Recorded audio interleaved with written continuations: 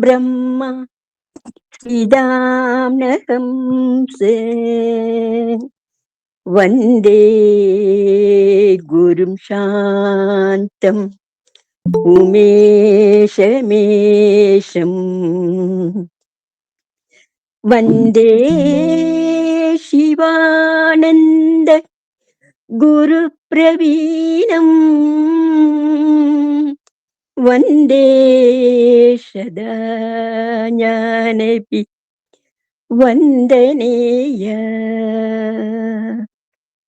आनन्दसुखदाहार अगण्डानन्दविग्रहम् दयादिमतिसन्तुष्टम् वन्देहम्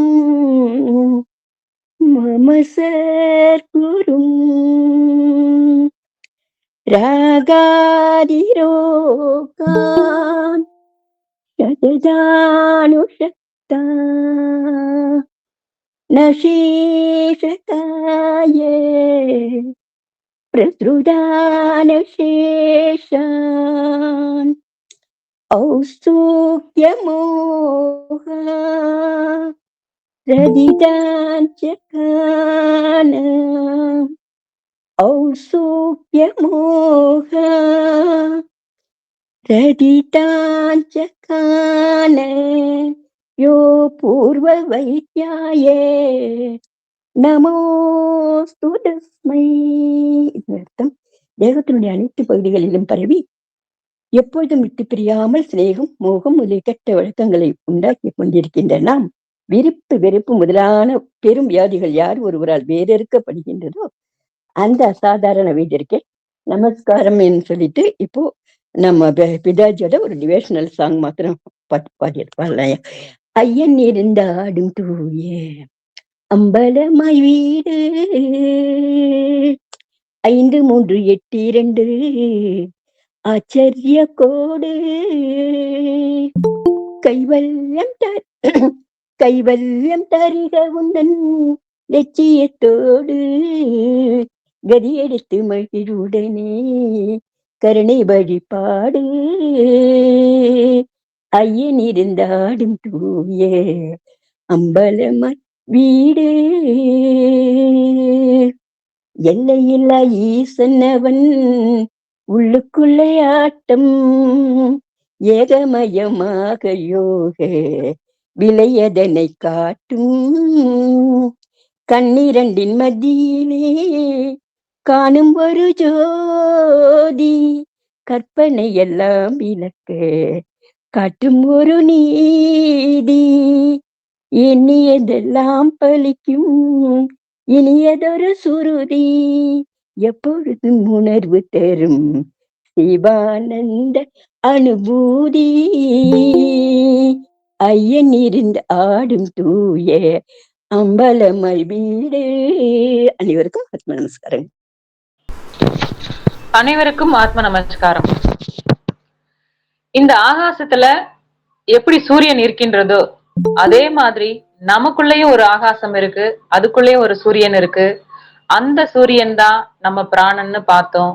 இந்த பிராணன் நம்ம சாப்பிடக்கூடிய உண்ணக்கூடிய அந்த உணவுல இருந்து சத்துக்களை உறிஞ்சிக்குது அப்படின்னு சொல்லி பார்த்திருந்தோம். அதனால வயிற்றுல அக்னி கிடையாது அப்படின்னு சொல்லி பார்த்திருந்தோம்.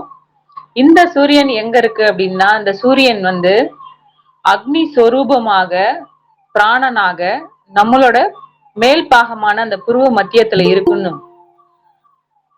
சோ அந்த இடத்துக்கு தான் இருதயம் அப்படின்னு சொல்லி நேத்து பார்த்திருந்தோம்.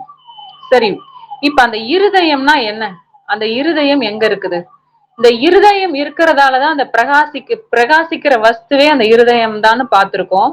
அந்த இருதயம் எங்க இருக்குன்னா ஆகாசத்துல இருக்கு. இப்ப இந்த ஆகாசம்னு சொல்றோமே, இந்த ஆகாசம்னா என்ன, அது எங்க இருக்கு அப்படின்னு பார்த்தா, இந்த ஆகாசம் நம்ம தலைக்கு மேல இருக்கு இல்லையா, அந்த ஸ்பேஸ், அதுதான் ஆகாசம்னு சொல்றாங்க. அப்படி நம்ம தலைக்கு மேல இருக்கிற அந்த ஸ்பேஸ் வானம் வரைக்கும் இருக்கு இல்லையா, அதுதான் ஆகாசம்னா இந்த இருதயம் ஆகாசத்துல தானே இருக்குதுன்னு சொல்றாங்க. அங்க இருந்து தானே அது பிரகாசிக்குது. சரி, இப்ப இந்த ஆகாசம் எப்பயுமே தானே இருக்குது. அப்ப அங்க இருந்து பிரகாசிச்சதுன்னா ஒரு பிணத்துக்கு ஏன் அந்த பிரகாசம் இல்ல அப்படின்னு சொல்லி பாக்குறாங்க. சரி, அது மட்டும் இல்ல, பிணத்தை விட்டுடுங்க. ஒருத்தர் மதியான நேரத்துல நல்ல வெயில் அடிக்கிற நேரத்துல ஒருத்தர் தூங்கிட்டு இருக்கிறார். அவருக்கு ஏன் நல்லா தானே வெயில் அடிக்குது, மேல சூரியன் அடிக்குது, மேல ஆகாசம் இருக்குது, நல்லா தானே பிரகாசமா இருக்கு. ஏன் அவருக்கும் இந்த பிரகாசம் தெரியல அப்படின்னு பார்த்தா, அவர் தூங்கிக்கிட்டு இருக்கிறார். சோ அதனால அவருக்கும் அந்த பிரகாசம் தெரியல. இப்ப இந்த செத்து போனவங்களுக்கு ஏன் பிரகாசம் தெரியலன்னா, அந்த உடம்புல ஜீவன் இல்ல. அப்ப நமக்கு பிரகாசிக்கணும்னா அந்த ஜீவன் இருக்கணும் அந்த உடம்புல. ஜீவன் இல்ல. அப்ப அந்த ஜீவனா, அந்த பிரகாசமா இருக்கிற அந்த பொருள் தனக்குள்ள இருந்து நசிச்சு எப்ப தீர்ந்து போகுதோ அப்ப அந்த பிரகாசம் இல்லாம ஆயிடுது. சோ அந்த பிரகாசம் இல்லாம ஆகிறதுக்கு தான் செத்து போயிடுறது அப்படின்னு சொல்லி சொல்றாங்க. சரி, ஓகே. இப்போ ஒருத்தர் தூங்கிட்டு இருக்கிறாருன்னு நம்ம பார்த்தோம். அந்த தூங்கிட்டு இருக்கிறவருக்கு ஏன் பிரகாசம் தெரியல? கண்ணு விழிச்ச உடனே ஏன் தெரியுதுன்னா, கண்ணு விழிச்ச உடனே தான் அவருக்கு தெரியுது. அப்ப இந்த பிரகாசம் எங்க இருந்து தெரியுது அவருக்கு? அவருக்குள்ள இருந்துதான் அந்த பிரகாசம் வெளியில தெரியுது. அப்ப வெளியில இருக்க பிரகாசம் தெரியும். அந்த வெளியில இருக்க பிரகாசம் அவர் தூங்கும் போதும் தான் இருந்தது. அந்த சூரியன் வெளிச்சத்தை கொடுத்துட்டு இருக்கு, அந்த ஆகாசம் இருக்குது. ஆனாலும் அவருக்கு தூங்கும்போது அந்த பிரகாசம் ஏன் தெரியலன்னா, இப்ப அவங்களுக்குள்ள ஒரு பிரகாசம் இருக்கு. அந்த பிரகாசம் அவனவனுக்குள்ளதான் இருக்கு அப்படின்னு சொல்லி சொல்றாங்க. சரி, ஓகே. இப்ப பிரகாசம் அவனவனுக்குள்ள இருக்குதுன்னா அப்ப அந்த ஆகாசமும் எங்க இருக்கணும்? அவனவனுக்குள்ளதானே இருக்கணும். அப்ப அந்த பிரகாசமும் நமக்குள்ளதான் இருக்கு, அந்த ஆகாசமும் நமக்குள்ளதான் இருக்கு. இப்ப ஆகாசம் இல்லைன்னா ஒரு சத்தத்தை கேட்கறதுக்கோ இல்ல உண்டாக்குறதுக்கோ முடியாதுன்னு சொல்றாங்க. அது எப்படி அப்படின்னு பார்த்தா, இப்ப நம்ம அப்ப இந்த மேல இருக்கு இல்லையா அந்த ஆகாசம், அங்க இருந்து நமக்கு சத்தம் வருது இல்லையே. நம்ம பேசினாதான் நமக்கு சத்தம் வருது, நம்ம காது மூலியமா தான் நம்ம கேட்கிறோம். அப்ப அந்த ஆகாசத்துல இருந்து எப்படி சத்தம் வரும்? இப்ப நம்ம வாயை மூடிக்கிட்டு கம்முன்னு உட்கார்ந்துகிட்டோம்னு வச்சுக்கோங்களேன், இப்ப நம்ம கிட்ட இருந்து வர வேண்டிய ஒரு சத்தம் அந்த ஆகாசத்துல இருந்து வருமா? இல்ல கேட்க முடியுமா? முடியாது இல்லையா? சரி, இது எப்படின்னா, இப்ப இந்த கை தட்டுறோம் இல்லையா, கை தட்டினா சத்தம் வருது. எங்க இருந்து வருது? கையில இருந்து தான் வருது.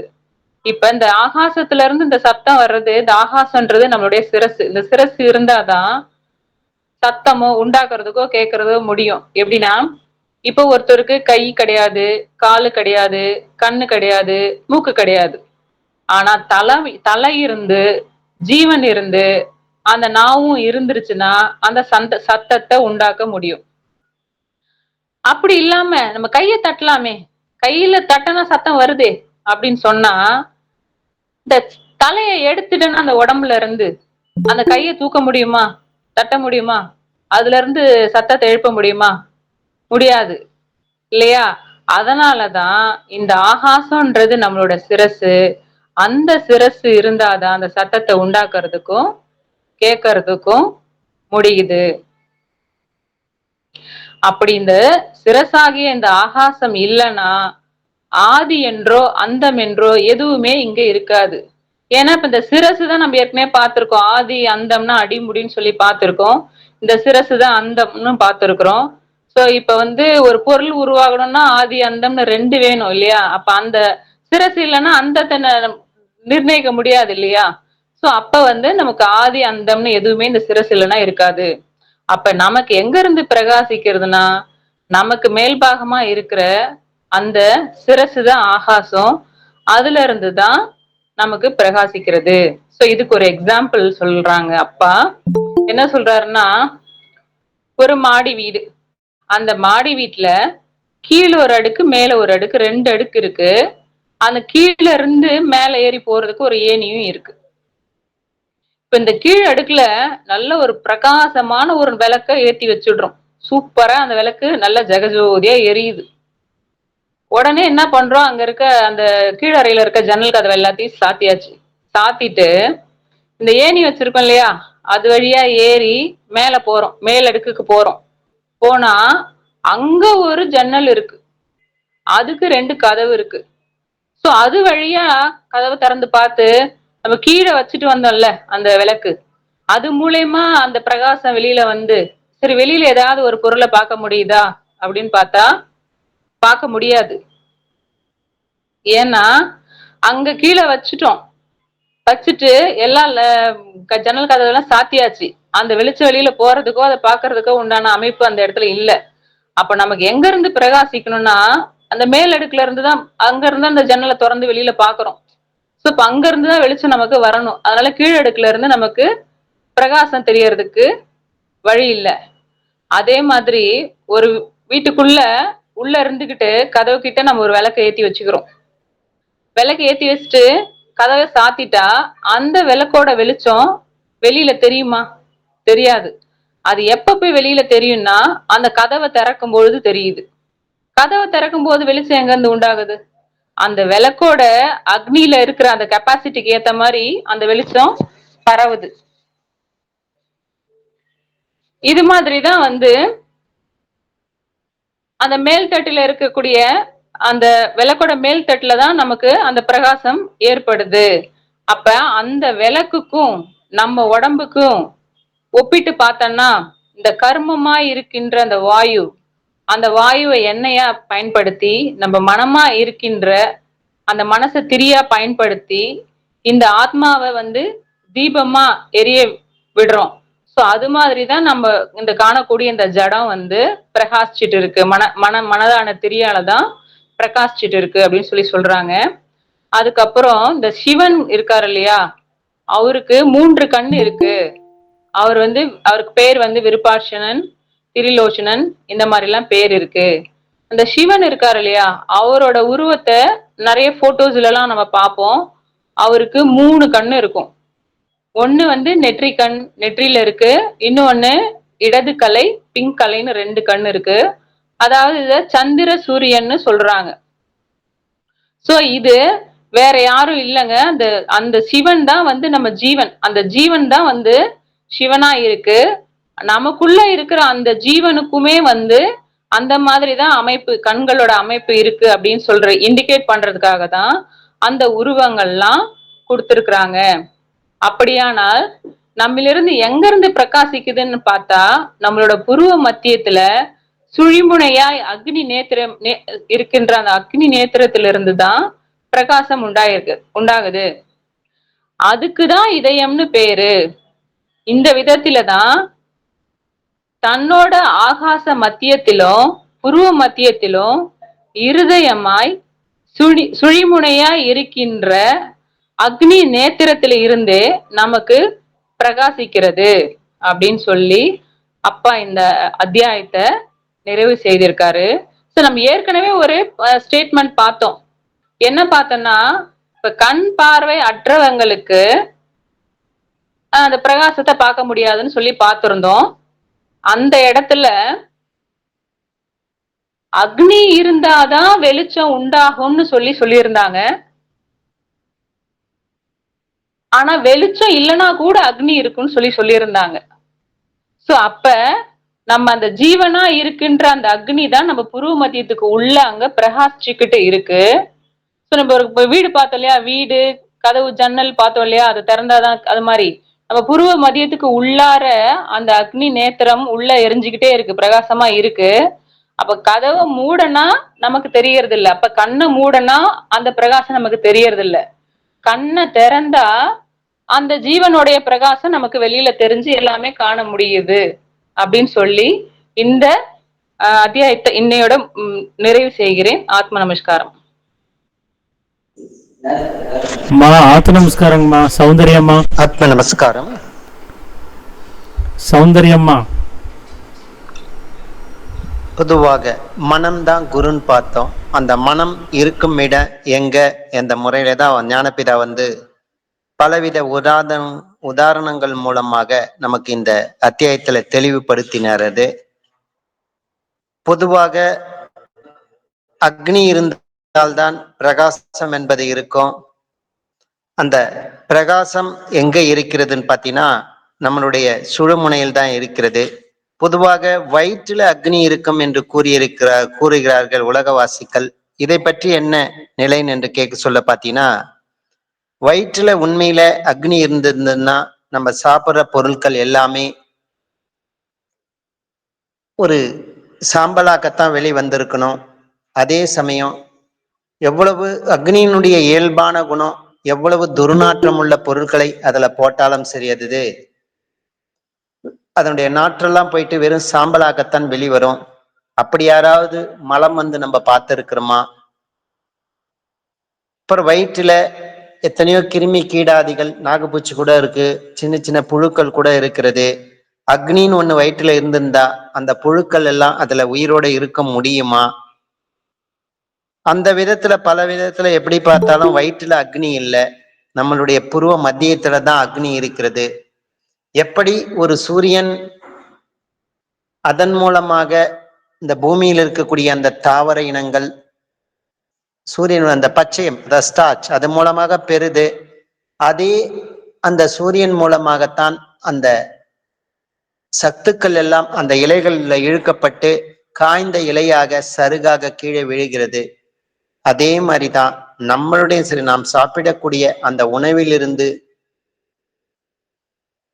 அது ஜீரணமாகி அது பலவித ப்ராசஸ் அதில் நடந்து கடைசியில பாத்தீங்கன்னா, அதாவது குமுறி அழுகி ஜீரணித்து கெட்டு அது வயிற்றுல இருக்கிற பொருள்லாம் கடைசியில் அது எருவாகுது. அதிலிருந்து ஏற்படக்கூடிய அந்த புழுக்கம் அதனுடைய வெப்பத்தினுடைய நெருக்கம் காரணமாகத்தான் அதிலிருந்து ஒரு வேர்வை உருவாகிறது. அதுல சுக்கிலம் என்பது உருவாகிறது. அததான் அந்த சுக்கிலத்தை தான் அந்த புருவ மத்தியம் என்பது ஆக்கிரமிக்கிறது.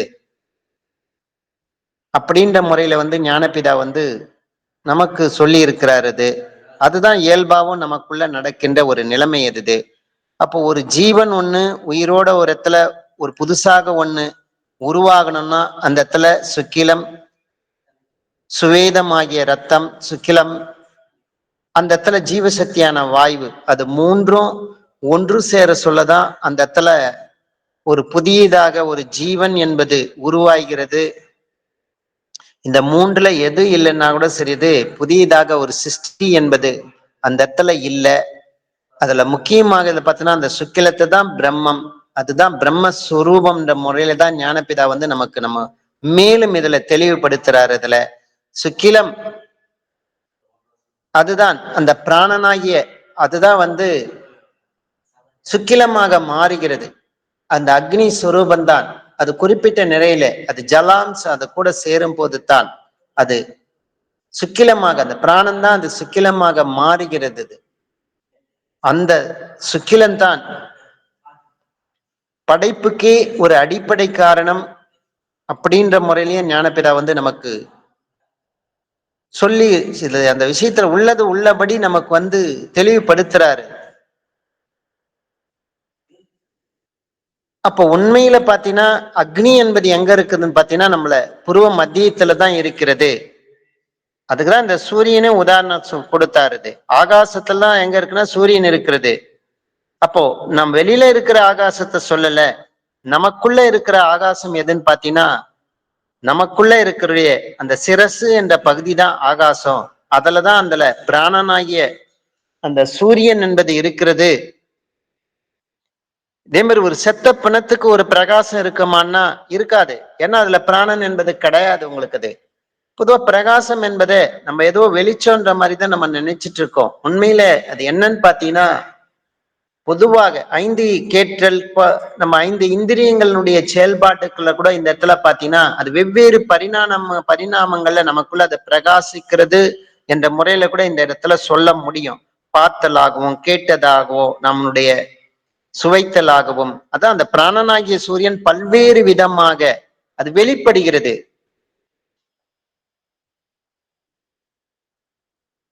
அததான் இந்த இடத்துல பிரகாசம். ஒரு கண்ணு தெரியாதவங்களும் சரிது, ஒரு காது கேக்குதுல, நமக்குள்ள அந்த பிரகாசம் அதனுடைய வெளிப்படக்கூடிய அந்த பிராணனுடைய தன்மை இருக்குவே தானே அது கேக்குது.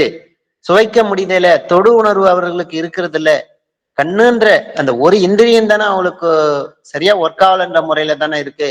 மற்ற இந்திரியங்கள்லாம் அந்த பிராணனாகி அதன் மூலமாகத்தானே அதோட இந்த ஜீவன்ல இருக்குவே தானே அது பல விதத்துல அது வெளிப்படுத்துது. அதுதான் இந்த இடத்துல பிரகாசம் என்பது. அந்த பிரகாசம் தான் நமக்குள்ள இருக்கக்கூடிய உண்மையான ஒரு சக்தி. அது இருக்கவேதான் நம்மளுடைய உடம்பினுடைய தோள்கள் கூட சரிது, அந்த செல்களுடைய நாளுக்கு நாள் அந்த பழைய செல்கள் போய் புது புது செல்கள் நமக்குள்ள வந்து மாறிக்கொண்டே இருக்கிறது. ஒரு ஃப்ரெஷ்ஷா இருக்கிறோம். நம்மளுடைய உடல் அமைப்பு கூட அப்படியே நிலையாக நிற்பதுக்கு காரணம் எதுன்னு பாத்தீங்கன்னாலும் சரி, நமக்குள்ள வரக்கூடிய அந்த அடிப்படையான அந்த ஜீவசக்தியான வாயு, அதனுடைய பிரகாசத்தினுடைய தன்மையா தான் இது எல்லாமே நடக்கிறது. அப்ப அந்த பிரகாசம் எங்க இருக்குன்னு பாத்தீங்கன்னா நமக்கு வந்து தலையில தான் இருக்கிறது. அது சிரசாகி அந்த பகுதி தான், அது புருவ மத்தியத்துல தான் இருக்கிறது. அப்போ பொதுவா ஆகாசத்துல தான் அந்த சப்தம் உண்டாகுதுன்னு சொல்லிட்டு மற்றொரு இதுவும் இருக்கிறது. கேட்கறதா அந்த ஆகாசத்துல தான் அந்த இந்த முறையில இருக்கிறது. உண்மையில எதுன்னு பாத்தீங்கன்னாலும் நமக்குள்ள இருக்கக்கூடிய அந்த சிரசு பகுதியில தான் நமக்குள்ள அந்த சத்தம் என்பது அதற்கு அங்கிருந்து தான் உண்டாகுது. அந்த சத்தத்தை நம்மாலேயே நாம் கேட்டுக்கொள்கிறோம். நம்ம சும்மா உட்கார்ந்து கூட சரிதே, நம்மளுடைய எண்ணங்கள் என்பது நமக்குள்ள ஓடிக்கொண்டே இருக்கிறது. அதனுடைய சத்தம் நமக்குள்ள கேட்டுக்கொண்டே தானே இருக்கிறது. எண்ணங்கள் என்பதும் ஒரு வகை சப்த ரூபமாகத்தானே நமக்குள்ள அது வெளிப்பட்டு கொண்டே இருக்கிறது. அதுவும் வந்து அதை கேட்கறதும் நமக்குள்ளேயே அந்த சிரசாகி இந்த ஆகாசத்துல தானே அவரவர்களுக்கு அது வந்து அது கேட்டுக்கொண்டே இருக்கிறது. அப்போ ஒருத்தருக்கு எங்கிருந்து பாத்தீங்கன்னா இது தலையில இருந்து தான், அது சிரசுல இருந்து தான் சத்தம் உண்டாவது, அதுலதான் கேட்கவும் செய்துன்றது. அதே சமயம் ஒருத்தருக்கு கை கால் கண் மூக்கு இவைகள் இல்லைன்னாலும் சேர்த்துள்ளாலும் அந்த சிரசும் ஜீவனும் நாவும் இருக்கிறது. அப்ப நமக்கு பிரகாச சத்தம் உண்டாக்கலாம். சிரசு இல்லை என்றால் நம்மளால வந்து சப்தம் என்பதை உண்டாக்க முடியாதது. அப்ப ரெண்டு கையில நம்ம தட்டினா கூட என்ன உண்டாகுதுன்னா சத்தம் உண்டாகுது.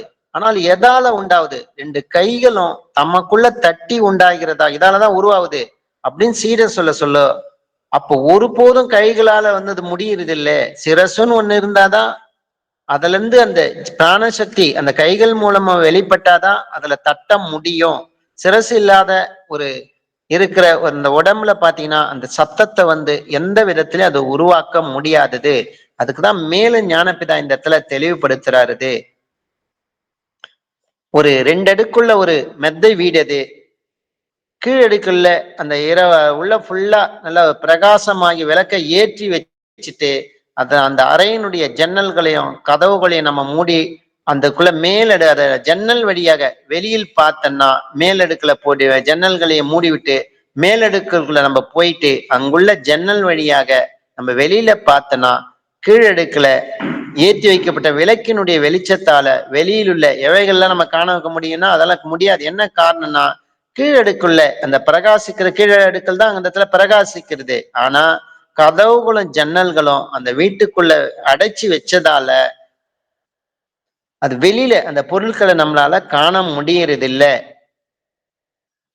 அதுதான் இதுக்குதான் இந்த ஜடத்தை அதுக்குதான் 2 அடுக்கு மாளிகையாக அதுக்கு ஒப்பிடலான்றாரு. அப்ப கழுத்து கீழே உள்ள பகுதியை ஒரு அடுக்கு மாளிகை என்போம், கழுத்துக்கு மேல் படிக்க பகுதியாக இருக்கக்கூடிய அந்த தலைப்பகுதியை ஓரடுக்கு மாளிகை என்போம். இந்த மாதிரி உதாரணப்படுத்துறாரு. அப்ப கழுத்துக்கு மேலடுக்குள்ள அந்த இடத்துல அது பிரகாசிக்கவே தான் கீழடுக்குள் உள்ள எல்லா நிலைமைகளை வந்து நம்மளால வந்து தெளிவாக வெளியில நடக்கக்கூடிய விஷயங்களை வந்து நமக்கு பார்க்க முடியுது.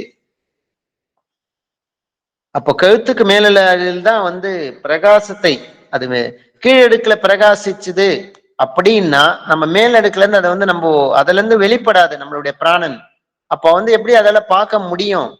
அப்ப எங்க இருந்து பிரகாசிக்கிறதுன்னு பாத்தீங்கன்னா கழுத்துக்கு மேலடுக்குல இருந்து தான் பிரகாசிக்கிறது. அதே மற்றொரு உதாரணம் இந்த இடத்துல தெளிவுபட, வீட்டுக்குள் வாசலுக்கு நேரே ஒரு விளக்கு ஏற்றி வைத்து கதவை மூடினால் வெளியில எப்படி இருக்குன்னா இருட்டா இருக்கும், கதவை திறந்தால வெளியில வெளிச்சமா இருக்கும். அப்ப எங்கிருந்து பிரகாசம் தான் உள்ளில் இருக்க விளக்கு இருந்தா பிரகாசிது. அது எப்படின்னா வெளியில் எப்படி பிரகாசிக்குன்னா அந்த வாசலுக்கு நேரே அந்த விளக்கில் இருந்து எரிந்து கொண்டிருக்க அக்னியினுடைய அதனுடைய சக்திக்கு ஏத்த மாதிரி அதுக்கு ஏத்த மாதிரி அந்த இடத்துல பிரகாசிக்கிறது. அப்ப அந்த விளக்குல எண்ணெயும் திரியும் அக்னியும் இல்லைன்னா பிரகாசிக்காது. அப்ப கீழ்த்தட்டில் இருந்தோ மேல் தட்டில் இருந்தா பிரகாசின்னு பார்த்தா மேல் தட்டில் தான். இந்த பிரகாரம் தான் நம்மளுடைய இந்த உடம்ப ஒரு விளக்குக்கு ஒப்பிடலாம். அப்படின்னு பாத்தீங்கன்னா ஒரு குத்து விளக்கையும் இந்த இடத்துல வந்து ஞானபிதா வந்து நமக்கு உதாரணப்படுத்துறாரு. ஒரு குத்து விளக்கினுடைய அந்த மேல் பகுதியில 5 திரிகள் இருக்கக்கூடிய பகுதிகளை தலைன்னு நம்மளுக்கு உதாரணப்படுத்தாரு. மற்ற அதனுடைய தண்டு பகுதி அதுக்கு கீழ்ப்பகுதியெல்லாம் பார்த்தீங்கன்னா அது கழுத்துக்கு கீழ் இருக்கக்கூடிய அந்த முதுகு தண்டு அதுக்கு கீழ்ப்பகுதின்னு சொல்றாரு. அந்த இடத்துல என்னன்னு பொதுவா பாத்தீங்கன்னா அதுல பாத்தீங்கன்னா அந்த விளக்குல இந்த ஜடமா இருக்கின்ற விளக்குல கர்மமா இருக்க அப்ப விளக்கு எரியணும்னா அதுல ஃபியூல் அதுக்குன்னு பாத்தீங்கன்னா ஒரு எண்ணெய் வேணும் உங்களுக்கு. அடுத்து பார்த்தா அதுல 5 திரிகள் வேண்டும் அந்த குத்து விளக்குல. அப்புறம் அதுக்கு ஒரு தீபம் என்ற ஒரு ஒளி ஒண்ணு வேணும் உங்களுக்கு. அதுக்குதான் ஞானபிதா கர்மமா இருக்கின்ற வாயுயான தைலத்தை நிறைத்து அதில் அந்த விளக்கு நம்ம உடம்புல இருக்கக்கூடிய அந்த கழுத்துக்கு பகுதியில் இருக்கக்கூடிய அத தலைப்பகுதியில கர்மமா இருக்கின்ற வாயுவை நிறைத்து அதில் மனமா இருக்கின்ற திரி. அப்போ மனதில் 5 புலன்கள் ஒரு குத்து விளக்குல 5 திரிகள் இருக்கும். அததான் மனமா இருக்கின்ற புலன்கள் திரியை போட்டு ஆத்மாவா இருக்கின்ற தீபத்தினால் எரிந்து கொண்டிருப்பதாகும். அந்த 5 புலன்கள் வழியாகத்தான் நம்ம கேட்பது, காண்பது, அறிவது எல்லாமே இந்த உலகம். அப்போ அந்த அதுல இருந்தா நம்மளுக்கு உலகம் என்கின்ற ஒரு நிலைமை நமக்குள்ள அது பிரகாசிக்கின்றது. நம்மள இருந்து அந்த ஜீவசக்தியான பிராணன் வெளிப்பட்டு அந்த உலகத்தின் நிலைமைகளை கேட்பது, காண்பது, அறிவது இதெல்லாம் எப்படி தெரிஞ்சுக்கன்னா நமக்குள்ள அந்த பிராணன் ஆகிய அந்த பிரகாசிக்கின்றதாலதான் அது நம்மளால இதெல்லாம் தெரிந்து கொள்ள முடிகிறது. அப்ப மேல் தட்டில் உள்ள அந்த திரிந்து எப்படி ஜொலிப்புடன் பிரகாசிக்கிறதோ ஒரு வழக்குல அதே பிரகாரம் தான் இந்த ஜடத்தினுடைய விளக்குல மேல் தட்டிலிருந்து இந்த மனமா இருக்கின்ற அந்த திரி எரிந்து ஜொலித்து கொண்டிருக்கின்றதாகும். அதுதான் அது அந்த மாதிரி இருக்கிறதாலதான் நம்மளால உலகத்தை பார்க்க முடியுது, கேட்க முடியுது, அறிய முடிகிறது. அப்ப அது எங்கிருந்து பாத்தீங்கன்னா அது நம்மளுடைய அது புருவ மத்தியத்திலிருந்து தான் அந்த பிரகாசம் என்பது வருது. அங்கதான் அக்னி என்பது இருக்கிறது. அதுல இருந்தான் பிரகாசிக்கிறது. அதுக்குதான் ஒரு சிவன் தான் விருபாட்சரன் சொல்றோம், திரிலோச்சனன் சொல்லிட்டு சிவனுடைய பத்தி நம்ம சொல்லிட்டு இருக்கோம். அப்ப சிவனுடைய ரூபத்தை எப்படி இந்த உலகத்துல ஒரு படம் ரூபமாக வரைந்து வைத்திருக்கிறாள் என்றால் சிவனுக்கு ஒரு 3 கண் இருப்பதாகவும் அது 3வது கண் நெற்றி கண் அது புருவ மத்தியத்துல இருக்கிறதாகவும் நமக்கு ஒரு சிம்பாலிக்காக ஒரு படங்கள் மூலமாக நமக்கு அது உணர்த்தப்பட்டிருக்கிறது. அப்ப உண்மையில பாத்தீங்கன்னா அது நமக்கு இடகலை பிங்களை என்று சொல்லக்கூடிய 2 நாடிகள் சுழுமுனை என்று சொல்லக்கூடிய அதுலதான் நெற்றிக்கண் இருக்கிறது. அதான் இடகலை என்பது சந்திரனாகவும் பிங்களை என்பது சூரியனாகவும் சுழுமுனை என்பது அக்னியாகவும் இந்த இடத்துல வருது. இதனால்தான் அந்த சிவனனுடைய படத்துல இப்படி அந்த உருவம் வரைஞ்சி 3 கண்கள் இருப்பதாக நமக்கு காண்பிக்கப்பட்டிருக்கிறது. அப்போ இதுல இருக்கிற அந்த 3வது கண் எதுன்னு பாத்தீங்கன்னா அக்னி நேத்திரம். அதுதான் புருவ மத்தியம் என்று அதுதான் சொல்ல காத்துதான். இதை அனுசரிச்சுதான் அந்த படத்துல புருவ மத்தியத்தில் அக்னி நேத்திரம் இருக்குன்னு சொல்லிட்டு நம்மளுக்கு வரைஞ்சு காமிக்கப்பட்டிருக்கிறது. அப்ப புருவ மத்தியம் என்கிறது எதுன்னு பாத்தீங்கன்னா சுழுமுனை என்று சொல்கின்ற அக்னி நேத்திரம். அந்த புருவ மத்தியத்துல அக்னி இல்லைன்னா நமக்கு பிரகாசிப்பதற்கு வழி உண்டா? அந்த பிரகாசத்தாலதான் நம்மளால கேட்கவோ காண்பவோ அறியவோ இதால முடியுது. இந்த உலகத்தையும் நம்மளால அனுபவப்பட உலகம் என்ற நிலையை நம்மளால அனுபவப்பட முடிகின்றது. அப்ப சுழுமுனையான அந்த புருவ மத்தியில தான் அக்னி நேத்திரம் இருக்கிறது. அதுக்குதான் ஹிருதயம்னு அதுக்குதான் சொல்லத்துக்கு காரணம். அதால்தான் தன்னிலே ஆகாச மத்தியத்துல புருவ மத்தியமாய் இருதயமாய் சுழுமணியாய் இருக்கின்ற அந்த அக்னி நேத்திரத்தில் தான் நமக்கு பிரகாசிக்கிறது என்ற முறையில தான் ஞானபிதா இந்த 2வது அத்தியாயத்தை நிறைவு செய்கிறாரது. தொடர்ந்து நாளைக்கு நாம் 3வது அத்தியாயத்துல பயணிப்போம். ஆத்ம நமஸ்காரம். அனைவருக்கும் ஆத்ம நமஸ்காரம். வழக்கம் போல் இன்று ஒரு கேள்வி. தயார் தானே? ஐயா ராமச்சந்திரன் ஐயா, எளிமையான கேள்வி. இன்று பேசப்பட்டதன் கேள்வி. பாலா அவர்களும் சௌந்தர்யா அம்மா அவர்களும் பேசியதிலிருந்து எடுத்த ஒரு சிம்பிள் கொஸ்டின். ஐயா ராமச்சந்திரன் ஐயா, இதுதான் இருதயம் இருப்பது எங்கே?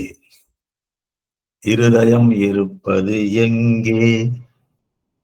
பதில் சொல்லுங்களேன். உடுமலை பிரேம்குமார். ஃபைன். வேறு? இருதயம், இதயம் அல்ல இருதயம். இப்பொழுது விரிவாக பேசப்பட்ட இருதயம், அதன் இருப்பிடம் எங்கே? நெற்றி புருவத்துல அம்மா சரி, நெற்றி புருவம் கரெக்ட், நல்லது. அதே நேரத்தில் அதை பற்றி ஐயா ஏதாவது உங்களுக்கு புருவ மத்தியம் ஐயா. ரொம்ப சந்தோஷம். ஐயா அதை பற்றி ஆத்ம நமஸ்காரம். புருவ மத்தியம் ஐயா. நன்றி நன்றி நன்றி, சூப்பர். வேறு ஏதாவது? இப்பதானே ரெண்டு பேரும் பேசுறாங்க இல்லையா, ஒன்றே ஒண்ணு. ஆமா, தாமோதரன். புருவ மத்தியம், அதாவது அது இங்க பேசப்பட்டதும் அதில் உங்கள் கருத்து ஏதாவது இருந்தாலும் சொல்லலாம். என் கருத்து தனி கருத்து என்று ஏதாவது இருந்தாலும் சொல்லலாம், நாங்கள் தெரிந்து கொள்ளலாம் அனைவரும். வேறு யாராவது?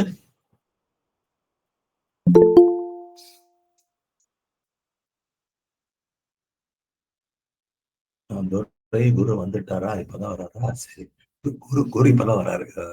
சரி, அப்போ ஒரு பானை சோற்றுக்கு ஒரு சோறு பதம் என்பது போல் 4-5 பேர் சொல்லியிருக்கிறீர்கள். நன்றி நன்றி நன்றி நன்றி. ஆக இருதயம் இருப்பது எங்கே? புருவ மத்தியம்.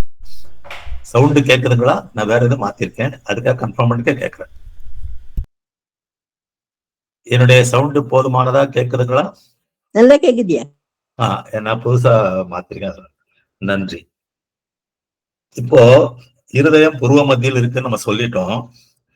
இருதயம் என்றால் என்ன? இருதயம் ஹார்ட் தெரியுது, அப்பப்போ டெஸ்ட் பண்ணிட்டு வந்துடுறோம், அது ரைட்டு. இருதயம் என்றால் என்ன? அது ஒரு பொருளா, திட பொருளா, திரவ பொருளா, வாயு பொருளா? தொட்டு பார்க்க முடியுமா, முடியாதா? சரி, தொட்டு பார்க்க முடியாது, உள்ள இருக்கிற விஷயம் சொன்னா கூட உணரத்தான் முடியுமா, முடியாதா? இது கேள்வி. இப்படி சில கேள்விகள் மண்டையை குடைந்து கொண்டே இருந்தன சித்த வித்தை எடுத்த ஆரம்பத்தில். இப்பொழுது கொஞ்சம் வெளிச்சம், விளக்கம் கிடைத்திருக்கிறது. அதை பகிர்ந்து கொள்ளும் எண்ணம் சுருக்கமாக. முக்கியமாக இன்று ஞானபிதாவின் ஜென்மதின விழா, கார்த்திகை திருவிழா, ஒளி திருவிழா, இங்கே திருவண்ணாமலையில் தீப விழா. இந்த நேரத்திலே நாம் வெளிச்சம், பிரகாசம், அந்த இருதயம், அதை பற்றி பேசுவது ஒரு பொருத்தமாகவே இருக்கிறது. ஆக ஜென்மதின விழாவாக நாம் வடகரையில் இருந்தாலும் இங்கே இருந்தாலும் அந்த கார்த்திகை திருவிழா நாள் இன்று, திருவண்ணாமலை ஒளி திருநாள் இன்று நாம் வெளிச்சம் நமக்கு தரக்கூடிய, கொடுக்கக்கூடிய ஒரு அம்சமாக இருக்கும் இந்த இருதயத்தை பற்றி பேசுவது பொருத்தமாகவே இருக்கிறது. இந்த ராமச்சந்திரன் ஐயா, ஐயா, நம்ம கார்த்தி ஹேண்ட் ரைஸ் பண்ணாரு, கவனிச்சிங்களா? வந்திருக்காரு, கவனிச்சேன். ஓகே, என்ன பண்ணலாங்கிறீங்க? அவரு பேசுவார். ஆமா, எனக்கு அப்புறம் பேசலாமா, இப்ப பேசலாமா? ஒரு நேர காலம் எப்படி பாருங்க, நான் நிறுத்திக் கொள்கிறேன்.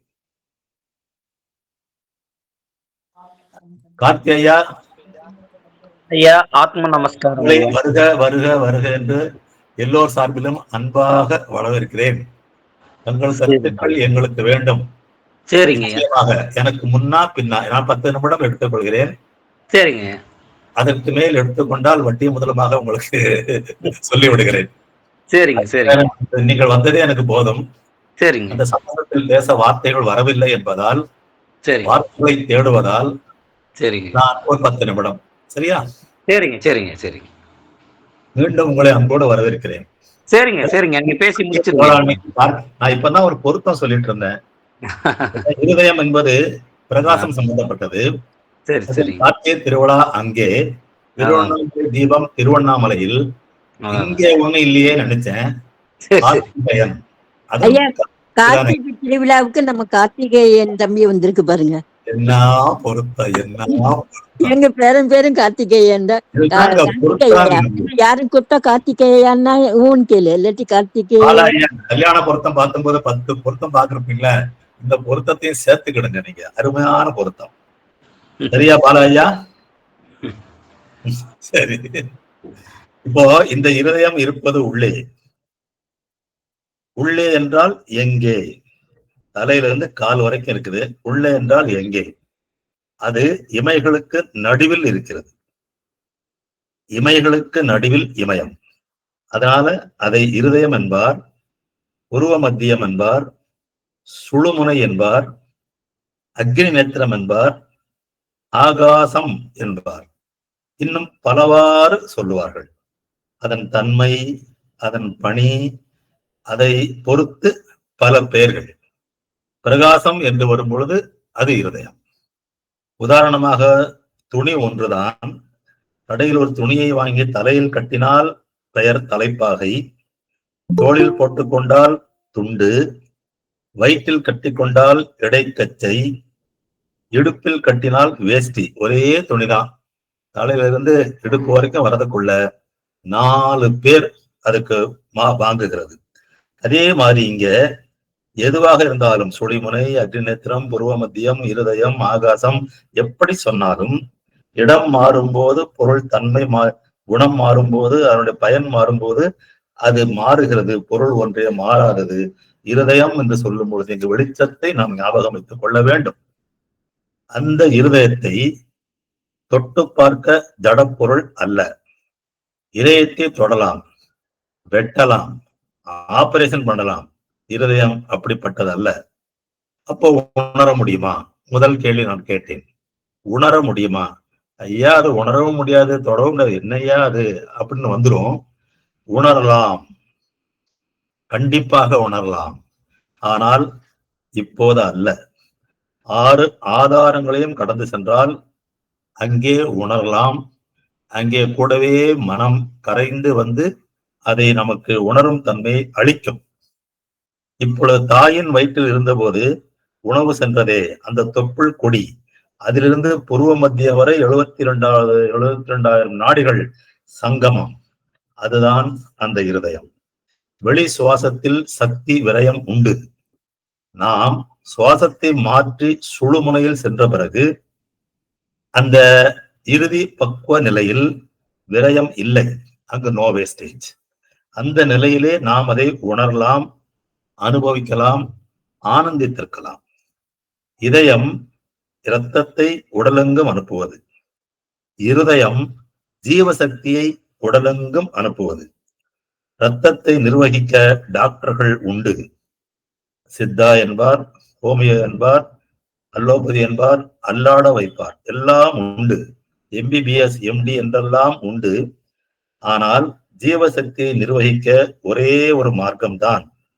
அந்த மார்க்கத்தை சரியான பாதையில் செலுத்தி நமக்கு அந்த மார்க்கத்தை காண்பிக்க ஒன்லி ஒன், ஒரே ஒரு டாக்டர் தான் உண்டு. அந்த டாக்டர் தான் சுவாமி சிவானந்த பரமஹம்சர் ஞானபிதா. அந்த இருதயம் அதுதான் பிரகாசம் தருவது. இன்று தீப திருவிழா பிரகாசம் தருவது. இரவிலே பிரகாசம் இருக்கிறதா? அது எப்படியா இருக்கும்? அதான் ராத்திரி என்கிறோம், சரிதான். பகலிலே உண்டு பிரகாசம் உண்டு, அதுவும் சரிதான். ஆனால் பகலிலே கண்களை இருக்க மூடிக்கொண்டால் பிரகாசம் நமக்கு இருக்குமா? இருட்டுதானே. ஏன் வெளியில் பிரகாசம் இருந்தும் நமக்கு ஏன் அப்ப பிரகாசம் இல்லை? வெளிச்சத்தை உணர்வதில்லை. ஏனென்றால் இருதயம் கதவை மூடியது, பிரகாசம் இல்லை. இங்கேதான் முக்கியமா கவனிக்க வேண்டும். இதயம் என்று அங்கே, இருதயம் என்று இங்கே. அப்படி அந்த இருதயம் மனதுடன் எப்படி சம்பந்தப்படுகிறது அதை பார்க்கலாமா? சுருக்கமாக சொல்ல போனால் கார்த்திகேயன் ஐயாவின் அனுமதியுடன், புத்தியினால் சிந்தனை செய்வது மனம். புத்தியினால் சிந்தனை செய்வது மனம். அந்த மனத்தின் ஸ்தானம் புருவ மத்தியம். அப்புருவ மத்தியத்தில் தான் சூரியனாய் அக்னி சுரூபமாய் பிராணன் ஸ்திதி செய்கிறது. அந்த இடத்திலேயே சுழிமுனை என்ற அக்னி நேத்திரமும் இருக்கிறது. இதை செட்டா பார்த்துட்டோம். இப்போ ஞானபிதா ஒரு அருமையான உதாரணம் கொடுத்திருக்கிறார். அவர் உதாரணத்தில் ஒரு விளக்காம், அதில் எண்ணெய் கர்மமான வாயு, திரி மனம், தீபம் ஆத்மா. ஆக அதுதான் உலகம் என்று ஒரு குத்து விளக்கு உதாரணத்தை நமக்கு கொடுக்கிறார். இந்த ஜடமாய் இருக்கிற குத்து விளக்கில் கர்மமாய் இருக்கிற வாயுவாய் இருக்கிற எண்ணெயை நிறைத்து அதில் மனம் அந்த திரி போட்டு ஆத்மா அந்த தீபம் எரிந்து கொண்டே இருக்கிறது. அதுதான் நாம் காணும் உலகம். அதாவது குத்து விளக்கின் மேல் தட்டிலிருந்து திரி எறிந்து சுடர் எவ்விதம் பிரகாசிக்கிறதோ, எப்படி பிரகாசம் எல்லா இடத்திலும் அந்த சாகித்யம் நிறைந்திருக்கிறதோ, அந்த முறையில்தான் இந்த ஜடமாக இருக்கிற விளக்கின் மேல் தட்டிலிருந்து மனதின் வழியாக மெய், வாய், கண், மூக்கு, செவி என்ற இந்த ஐம்புலன்கள் வழியாக 5 திரிகளாக எரிந்து கொண்டிருக்கிற சுடர்தான் இந்த உலகம். இந்த உலகத்திற்கு அருமையான விளக்கம் இந்த முறையிலே கொடுத்திருக்கிறார் ஞானபிதா நமக்கு. அந்த வகையிலே பார்க்கும் பொழுது யோக கலாச்சாரத்தில் கூட ஆதித்ய ஹிருதயம் என்று சொல்வார்கள். அது பூர்வ மத்தியத்தை குறிக்கும். ஆதித்ய ஹிருதயம். ஆதித்ய என்றால் ஆதவன், சூரியன். எனவே பூர்வ மத்தியம் என்பது சூரியன் குடிகொண்டிருக்கும் இடம் என்று யோக கலாச்சாரத்திலும் சொல்லுவதுண்டு. அந்த பூர்வ மத்தியத்தில் அக்னி இல்லை என்றால் நமக்கு பிரகாசிப்பதே இல்லை. ஆனால் நம்மில் எங்கிருந்து பிரகாசிக்கிறது என்றால் பூர்வ மத்தியில் இருக்கிற சுழிமுனையான அக்னி நேத்திரத்திலிருந்துதான் பிரகாசிக்கிறது. அதைத்தான் இருதயம் என்று சொல்லுவது. அப்ப ஆகாச மத்தியத்தில் பூர்வ மத்தியாய், இருதயமாய், சுழிமுனையாய் இருக்கின்ற அந்த அக்னி நேத்திரத்திலிருந்துதான் நமக்கு பிரகாசிக்கின்றது. தூங்கினால், கண்ணை மூடினால் வெளியில் வெளிச்சம் இருந்தாலும் நமக்கு வெளிச்சம் இல்லை, பிரகாசம் இல்லை. ஏனென்றால் இருதயம் கதவுகளை மூடிக்கொண்டதான். இதுதான் இருதயம் என்ன என்பதும், அதன் இருப்பிடம் என்ன என்பதும், அதன் தன்மை என்ன என்பதும், பிரகாசிக்கும் நிலையும் என்று எனக்கு தெரிந்த அளவில் உங்களுடன் பகிர்ந்து கொள்கிறேன். மீண்டும் ஒரு முறை கார்த்திகேயன் ஐயா அவர்களை வருக, உங்கள் கருத்துக்களை தருக என்று உங்கள் எல்லோர் சார்பிலும் அழைத்து அமைகிறேன். நன்றி. ஆத்ம நமஸ்காரம். அனைவருக்கும் ஆத்ம நமஸ்காரம். இறைநிலையில் அமர்ந்துள்ள உங்களையும் உங்களுள் அமர்ந்துள்ள இறைநிலையையும் வணங்கி நம்முடைய உரையை துவங்குகிறோம். இன்று ஜென்மதின விழா, ஞானபிதாவினுடைய ஜென்மதின விழாவாக ஆசிரமங்களிலும் மற்றும் நிலையங்களிலேயும் கொண்டாடப்படுகிறது. இப்போ இதுல ஒரு கேள்வி நம்மளுக்கு வரலாம். ஞானபிதா யார், அவருக்கு எப்படி ஜென்மதின விழா கொண்டாடுறாங்க அப்படிங்கிற மாதிரி வரலாம். நமக்கு தெரிந்த வகையிலும் நம்மை ஆன்மீகத்தில் உயர்த்திய பெரியோர்களினுடைய வகையிலும் ஒரு கருத்து சொல்வதாக இருந்தால், ஞானபிதா அவர்கள் ஒரு பரம்பொருள். அவர் பரபிரம்மமாக, சத்தியமாக நமக்கு உள்ளாரே தான் இருக்கிறாரு. அவர் தான் நமக்கு இந்த வித்தையும் கொடுத்து நமக்கு வழிநடத்தி கூட்டிட்டு போறாங்க. அப்படி இருக்கக்கூடிய அந்த பரம்பொருளுக்கு ஒரு அடையாளம் காட்டணுங்கிறதுக்காக தான் வெளியில இந்த ஜென்மதின விழா கொண்டாடப்படுகிறது. இப்போ கார்த்திகை தீபம் அப்படின்னு சொல்லக்கூடிய ஒரு விஷயம் உலகத்துல கொண்டாடப்படுகிறது. அதுல என்ன பண்றாங்கன்னா, மலை மேல, மலை உச்சியில ஒரு தீபத்தை காட்டுறாங்க. அந்த திரிசந்தியா வேலை அப்படின்னு சொல்லுவாங்க. காலையும் மாலையும் சந்திக்கக்கூடிய அந்த நேரத்துல அந்த தீபம் காட்டுறாங்க. அதனுடைய தத்துவ அர்த்தம் என்ன அப்படின்னு பார்த்தீங்கன்னா, பொதுவாக அந்த திரு அண்ணாமலையில காட்டுறாங்க. அண்ணாக்கு, நம்மளுடைய அண்ணாக்கு பகுதியை உள்நோக்கி இன்னர் வியூவில் பார்த்தீங்க அப்படின்னா ஒரு மலை முகடு போல இருக்கும். இந்த சித்த வித்தை பயிற்சியை முறையாக சரியாக நாம் செய்யும்போது சித்த வேதத்தில் கூறியுள்ளபடி ஜீவனானது அந்த பிரம்மரந்தத்தை கடந்து அந்த துளைகளின் வழியாக மேலே போகும்போது தான் அங்கே அந்த ஜீவேஸ்வர ஐக்கியம் அப்படின்னு சொல்லக்கூடிய அந்த நிலைமை நம்மளால் அடைய முடிகிறது. அதே சமயம் அந்த திரிசந்தியா வேலை அப்படிங்கிறது என்ன அப்படின்னு பார்த்தீங்கன்னா, இடகலை பிங்கலைன்னு சொல்லக்கூடிய அந்த 2 சுவாசங்களையும் தவிர்த்து சுழுமுனை என்ற சுவாசத்திலே நாம் இருக்கும் பொழுது, அந்த நிலையை அடையும் பொழுது அந்த புருவ மத்தியிலே இருக்கக்கூடிய அந்த ஆத்ம சூரியனானது நித்திய பிரகாசத்தை அடைகிறது. அந்த தத்துவ அர்த்தத்தை தான் ஞானிகள் வந்து காமிச்சு கொடுத்துருந்தாங்க. அந்த தத்துவ அர்த்தம் 5ஆம் அத்தியாயத்தில் சித்த வேதத்தில் ஞானபிதா கூறியபடி அந்த தத்துவ அர்த்தத்தை வந்து நம்ம கிரகிக்காத காரணத்தினால நாம ஒரு அர்த்தத்துல புரிஞ்சுக்கிட்டு மலை வெளியில இருக்கக்கூடிய மலைகளிலும் இல்ல கோபுரங்களின் மேலும் வந்து தீபம் ஏற்றக்கூடிய ஒரு நிகழ்வு வந்து நடந்துகிட்டு இருக்குது. அப்போ எதனால இந்த டீவியேஷன் வந்தது அப்படின்னு பாத்தீங்க அப்படின்னா, தத்துவ அர்த்தம் ஏற்கனவே நம்ம பல சத்சங்கங்கள்ல நம்ம சொல்லியிருக்கோம். பொதுவா ஒரு வார்த்தைக்கு வந்து பாத்தீங்கன்னா சப்தார்த்தம், வாக்கியார்த்தம், பதார்த்தம், தத்துவார்த்தம்னு சொல்லி 4 வகையான அர்த்தங்கள் உண்டு. இதுல இந்த சப்தார்த்தம், பதார்த்தம் இதெல்லாம் பாத்தீங்கன்னா நமக்கு என்ன புரியுதோ அதை வச்சு நாம வந்து ஒரு அர்த்தம் பண்ணி பேசிக்கிட்டு இருப்போம். அதுதான் இப்ப உலகத்தில் நடக்கக்கூடிய ஒரு நடப்பு. அப்ப இந்த தத்துவார்த்தம் வந்து ஏன் தெரியாம போச்சு அப்படின்னா, அப்பா அதுக்கு ஒரு அருமையான விளக்கம் கொடுக்கிறாரு. துரபிமானம், அபிமானம், அதன் காரணமாக தான் தத்துவார்த்தத்தை கிரகிக்க முடியல அப்படிங்கிறார். அப்ப இந்த துரபிமானம் அப்படிங்கிறது என்ன அப்படின்னு பார்த்தீங்க அப்படின்னா, நாம் உயர்ந்தவராகவும் மற்றவரை தாழ்ந்தவராகவும் கருதக்கூடிய ஒரு நிலைமை.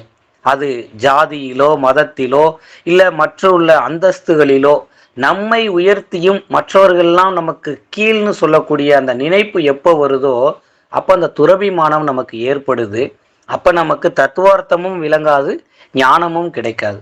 அதனால தான் அந்த முதல் சட்டத்திலேயே ஜாதி, மதம், இனம், மொழி, நாடு, நிறம் இந்த வேற்றுமைகள் எல்லாம் அடியோட கலைஞ்சிடணும் அப்படின்னு சொன்னதுக்கான ஒரு அர்த்தம்.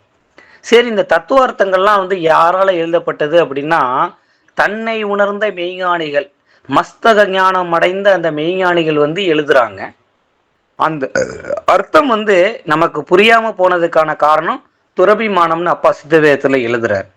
சரி, அப்படி என்ன தத்துவார்த்தங்கள் சொல்லப்பட்டிருக்கு, நமக்கு வழிகாட்டியா திகழ்ந்தவர்கள் சொன்னை கொடுத்த சில விஷயங்களை எல்லாத்தோடையும் பகிர்ந்துக்கணும் அப்படிங்கிறதுனாலதான் இன்னைக்கு நம்ம இந்த சத்சங்கத்துக்குள்ள வந்திருக்கோம். பொதுவா இப்ப அண்ணாமலை தீபத்துக்கான விளக்கம் பார்த்தோம் இல்லைங்களா, நம்ம உள்நாக்குக்கு மேல, அதுதான் வாழை சித்தர் அழகா பாடியிருப்பாரு. உச்சிக்கு கீழடியோ உள்நாக்குக்கு மேலடியோ வைத்த விளக்கொன்று எரியுதடி வாழை பெண்ணே. அப்ப அந்த வைத்த விளக்குங்கிறது அந்த புருவ மத்தியத்தில் லலாடமாய் இருக்கக்கூடிய அந்த ஹிருதயத்தில், அங்கதான் அந்த சூரியனா அந்த ஜீவன் வந்து இருக்குது. அப்ப அந்த ஜீவன் ஈஸ்வரனோடு சேரும்போது தான் அந்த நித்திய பிரகாசம் அப்படின்னு சொல்லக்கூடிய அந்த உயர்ந்த நிலையை நம்மளால அடைய முடியுது. அடுத்தது தத்துவார்த்தங்களை பத்தி அடுத்த சில விஷயங்களை நம்ம சொல்ல வேண்டியது இருக்கு. என்னன்னா, இப்போ சில சித்த வித்யார்த்தி சகோதர சகோதரிகளிடையே வந்து கேள்விகள் வருது. வித்தை வாங்கிட்டோம், மாலை போடலாமா, கோவிலுக்கு போகலாமா, இப்படின்னு சொல்லக்கூடிய கேள்விகள் தொடர்ந்து வரவே செய்யுது. இந்த கேள்விகள் வருவதற்கான காரணம் என்ன அப்படின்னா, சித்த வேதம் முழுமையாக கிரகிக்க முடியாதனால தான். இப்போ உதாரணம் பார்த்தீங்கன்னா, ஐயப்பனுடைய ஒரு பாடல் இருக்கும். இந்த ஐயப்பனுக்கு மாலையெல்லாம் போட்டு போவாங்க. சாமி தந்தன தோம் தோம், ஐயப்ப தந்தன தோம் தோம் அப்படின்னு பாடுவாங்க. அது தத்துவார்த்தம் கிரகிக்காதனால் ஏற்பட்ட நிலைமை. உண்மை என்ன அப்படின்னு பார்த்தீங்கன்னா, அது வந்து ஒரு மலையாள வார்த்தை, மலையாள வரிகள். சாமி நிண்டகத்தோம், ஐயப்பன் எண்டகத்தோம். மன்னிக்க வேண்டும் சகோதர சகோதரிகளே, சொல்லி கொடுப்பவர்கள் நமக்கு தவறாக சொல்லி கொடுத்ததன் காரணத்தினால அந்த வார்த்தைகள் வந்து மாறி போயிட்டு இருக்கு. இந்த மலையாள வார்த்தையினுடைய உண்மையான அர்த்தம் என்ன அப்படின்னு பார்த்தீங்கன்னா, சாமி நிண்டகத்தோம் அப்படின்னா இறைவன் உனக்குள்ளேயும் இருக்கிறார், சாமி எண்டகத்தோம் என்ன ஐயப்பன் எனக்குள்ளேயும் இருக்கிறார். இப்படி எழுதப்பட்ட அந்த தத்துவ விளக்கங்களை நமக்குள் இறைவன் இருக்கிறார் என்பதை அறியாமல் கல், மரம் முதலியவற்றில் இறைவன் இருப்பதாக எண்ணி பூஜை புனஸ்கரணங்கள் செய்து நம்மளுடைய ஜீவனை வீணடிப்பது சரியா அப்படின்னு அப்பா சித்தவேதத்தில் கேள்வி வைக்கிறார். அப்ப இந்த தத்துவ அர்த்தங்கள் நமக்கு புலப்படாததன் காரணமாக தான் இந்த விஷயங்கள்லாம் வெளியில நடந்துகிட்டு இருக்குது. அப்ப சித்த வித்தை வாங்கினதுக்கு அப்புறம், சித்த வேதம் படிக்க ஆரம்பிச்சதுக்கு அப்புறம், நமக்குள்ளதான் இறைவன் இருக்கிறாருங்கிற விஷயம் தெரிஞ்சதுக்கு அப்புறம் வெளியில இருக்கக்கூடிய விஷயங்களை முடிஞ்ச அளவுக்கு கட் பண்றது தான் நமக்கு ஜீவனுக்கு வந்து ஒரு மேன்மையை கொடுக்கக்கூடிய ஒரு விஷயமாக இருக்கும். அடுத்ததா வேதங்கள்ல இன்னும் நிறைய விஷயங்கள் சொல்லப்பட்டிருக்கு. ஏன்னா அப்பா வேதத்தை பத்தி சித்த வேதத்துல சொல்லியிருக்காரு. வேதங்கள் எல்லாம் வந்து ரிஷீஸ்வரர்களால எழுதப்பட்டது, அதுல ஒன்றும் தவறு ஒன்றும் கிடையாது, அதுல சொல்லப்பட்ட விஷயம்லாம் கரெக்டு தான், நம்ம எடுத்துக்கிட்டதெல்லாம் தப்பு வந்துருச்சுன்னாங்க. அதை எப்படி இப்போ ப்ரூவ் பண்ணலாம் அப்படின்னு பார்த்தீங்கன்னா, வேதம் படித்தவங்களுக்கு தெரிஞ்சிருக்கும். ஒரு வரிகள் இருக்கு. சாந்தித்யே ருத்ரம் ஜப்யம் பஸ்யம் பூர்வ முகோதிதம் தட்சிணே மாரணம் புரோக்தம் பச்சி மேத்து தனாகமம் அப்படின்னு சொல்லக்கூடியது ஒரு வேதத்துல வரக்கூடிய ஸ்லோகம். இந்த சமஸ்கிருத வார்த்தைகளுக்கு நேரடியா ஒரு அர்த்தத்தை எடுத்தீங்கன்னா என்ன சொல்லுவாங்க அப்படின்னு பார்த்தீங்கன்னா, வடக்கு முகமாக ஜெபித்தால் சாந்தின்னு சொல்லக்கூடிய ஒரு அமைதி கிடைக்கும், தெற்கு முகமாக ஜெபிச்சோம் அப்படின்னா மரணம் வரும், மேற்கு முகமாக ஜெபிச்சோம் அப்படின்னா தனம்னு சொல்லக்கூடிய பணம் வரும், கிழக்கு முகமாக நம்ம ஜெபிச்சோம் அப்படின்னா வசியம்னு சொல்லக்கூடிய அடுத்தவர்களை வசியப்படுத்தக்கூடிய சக்தி கிடைக்கும் இப்படின்னு ஒரு அர்த்தம் வரும். ஆனா இந்த வேதத்துக்கான உண்மையான தத்துவார்த்தம் சித்த வேதத்துல அழகா திசைகளை பத்தி சொல்லும்போது அப்பா அழகா சொல்லியிருப்பார். அது என்ன அப்படின்னு பார்த்தீங்கன்னா, இந்த தத்துவார்த்தம் என்ன அப்படின்னா, சாந்தித்தியே ருத்ரம் ஜப்யம் அப்படின்னா வடக்கு முகமாக ஜெபித்தால் சாந்தி உண்டாகுது அப்படின்னா, தென்முகமாக கீழ்முகமாக அதோகதியாக சென்று கொண்டிருக்கக்கூடிய நமது ஜீவனுடைய சக்தியை திருப்பி உள்முகமாக மேல்முகமாக திருப்பும் போது தான் அது வடதிசை அப்படின்னு ஆகுது. அங்கதான் குருவினுடைய இருப்பிடமாகவும் ஆகுது. அப்ப அந்த வடக்கு அப்படிங்கிறது பூர்வ மத்தியத்தை குறிக்கக்கூடிய விஷயம். அப்ப அங்க போய் நம்ம ஜெபம் பண்ணும்போது நமக்கு வந்து அந்த ஞானம், அந்த சாந்தி, சமாதானம் நமக்கு உண்டாகுது. இதுதான் சாந்தித்தியே ருத்ரம் ஜபியம்ங்கிறது. அடுத்தது வசியம் பூர்வ முகோதிதம். கிழக்கு திசை நோக்கி நம்ம ஜெபிச்சோம் அப்படின்னா எல்லாம் வசியமாகும் அப்படின்னா, வசியம் அப்படின்னா என்ன அப்படின்னா தன்வயம் ஆகுதல், தன் வசப்படுத்துதல். பூர்வ முகோதித்தம் அப்படின்னா கிழக்கு முகமா ஜெபிக்கும் போது உலகமே வசியமாகும் அப்படிங்கிறது அதனுடைய அர்த்தம். அப்போ உலகம்னா என்ன? சித்த வேதத்துல பார்க்கும்போது காண்பது, கேட்பது, அறிவது, இதுதான் உலகம் அப்படின்ட்டு. அப்ப அந்த புருவ மத்தியத்திலிருந்து நாசியின் வழியாக சுவாசம் எவ்வளவு தூரம் வெளியில போகுதோ அந்த அளவுக்கு இந்த உலகத்தினுடைய உற்பத்தி அப்படிங்கிறது இருக்கும். அதை உள்முகமா சித்த வித்தையின் மூலமாக, முறையான பயிற்சியின் மூலமாக புருவ மத்தியத்தில் ஒடுக்கும் போது இந்த உலகமும் அதில் வசியப்பட்டு விடுகிறது. அப்ப இந்த உலகம்ங்கிற நிலைமையே நமக்கு இருக்காது. அது ஞானத்திற்கான நிலைமை. அதுதான் இந்த வசியம் பூர்வ முகோதித்தம் அப்படின்னு சொல்லக்கூடிய தத்துவார்த்தம்.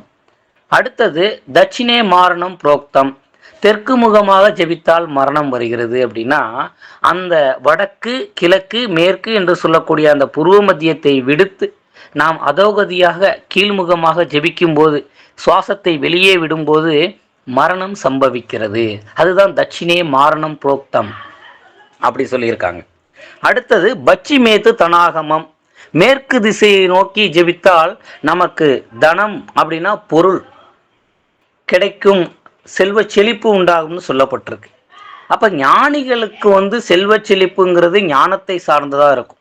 நாம வெளியில பார்க்கக்கூடிய பணம், காசு, நகை, பணம், பொருள் அல்ல. அப்ப மேற்கு திசைனா என்ன? சித்த வேதத்துல அப்பா அழகா எழுதியிருக்காரு. சூரியன் எங்க உதிக்குதோ அங்கேதான் மறையுது. அப்ப அந்த புருவ மத்தியம் தான் அந்த கிழக்காகவும் மேற்காகவும் வடக்காகவும் இருக்கிறது. அப்ப அந்த திசை நோக்கி நம்மளுடைய ஜீவனை கொண்டு போய் நம்ம உற்பத்தி ஸ்தானத்துல, குடும்பஸ்தானத்துல சேர்க்கும் போது ஞானம்னு சொல்லக்கூடிய அந்த செல்வ செழிப்பு நமக்கு உண்டாகுது. அப்போ எவ்வளவு ஒரு எளிமையா நமக்கு புரியும்படி இதை சொன்னது யாரு அப்படின்னா நம்மளுடைய ஞானபிதா தான். ஏன்னா அவங்களுடைய காலத்துக்கு முன்னாடி பின்னாடி எவ்வளவோ பேர் வந்திருக்காங்க.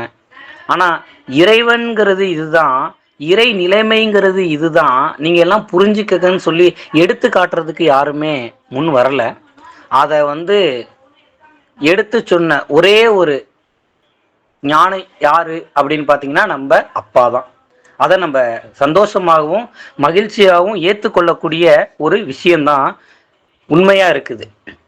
இப்படியே தான் சித்த வேதம் 100% தத்துவார்த்தம், பாமர மக்களுக்கும் எளிமையாக புரியணுங்கிற வடிவத்துல சித்தவேதத்தை வந்து வடிவமைச்சிருக்காங்க.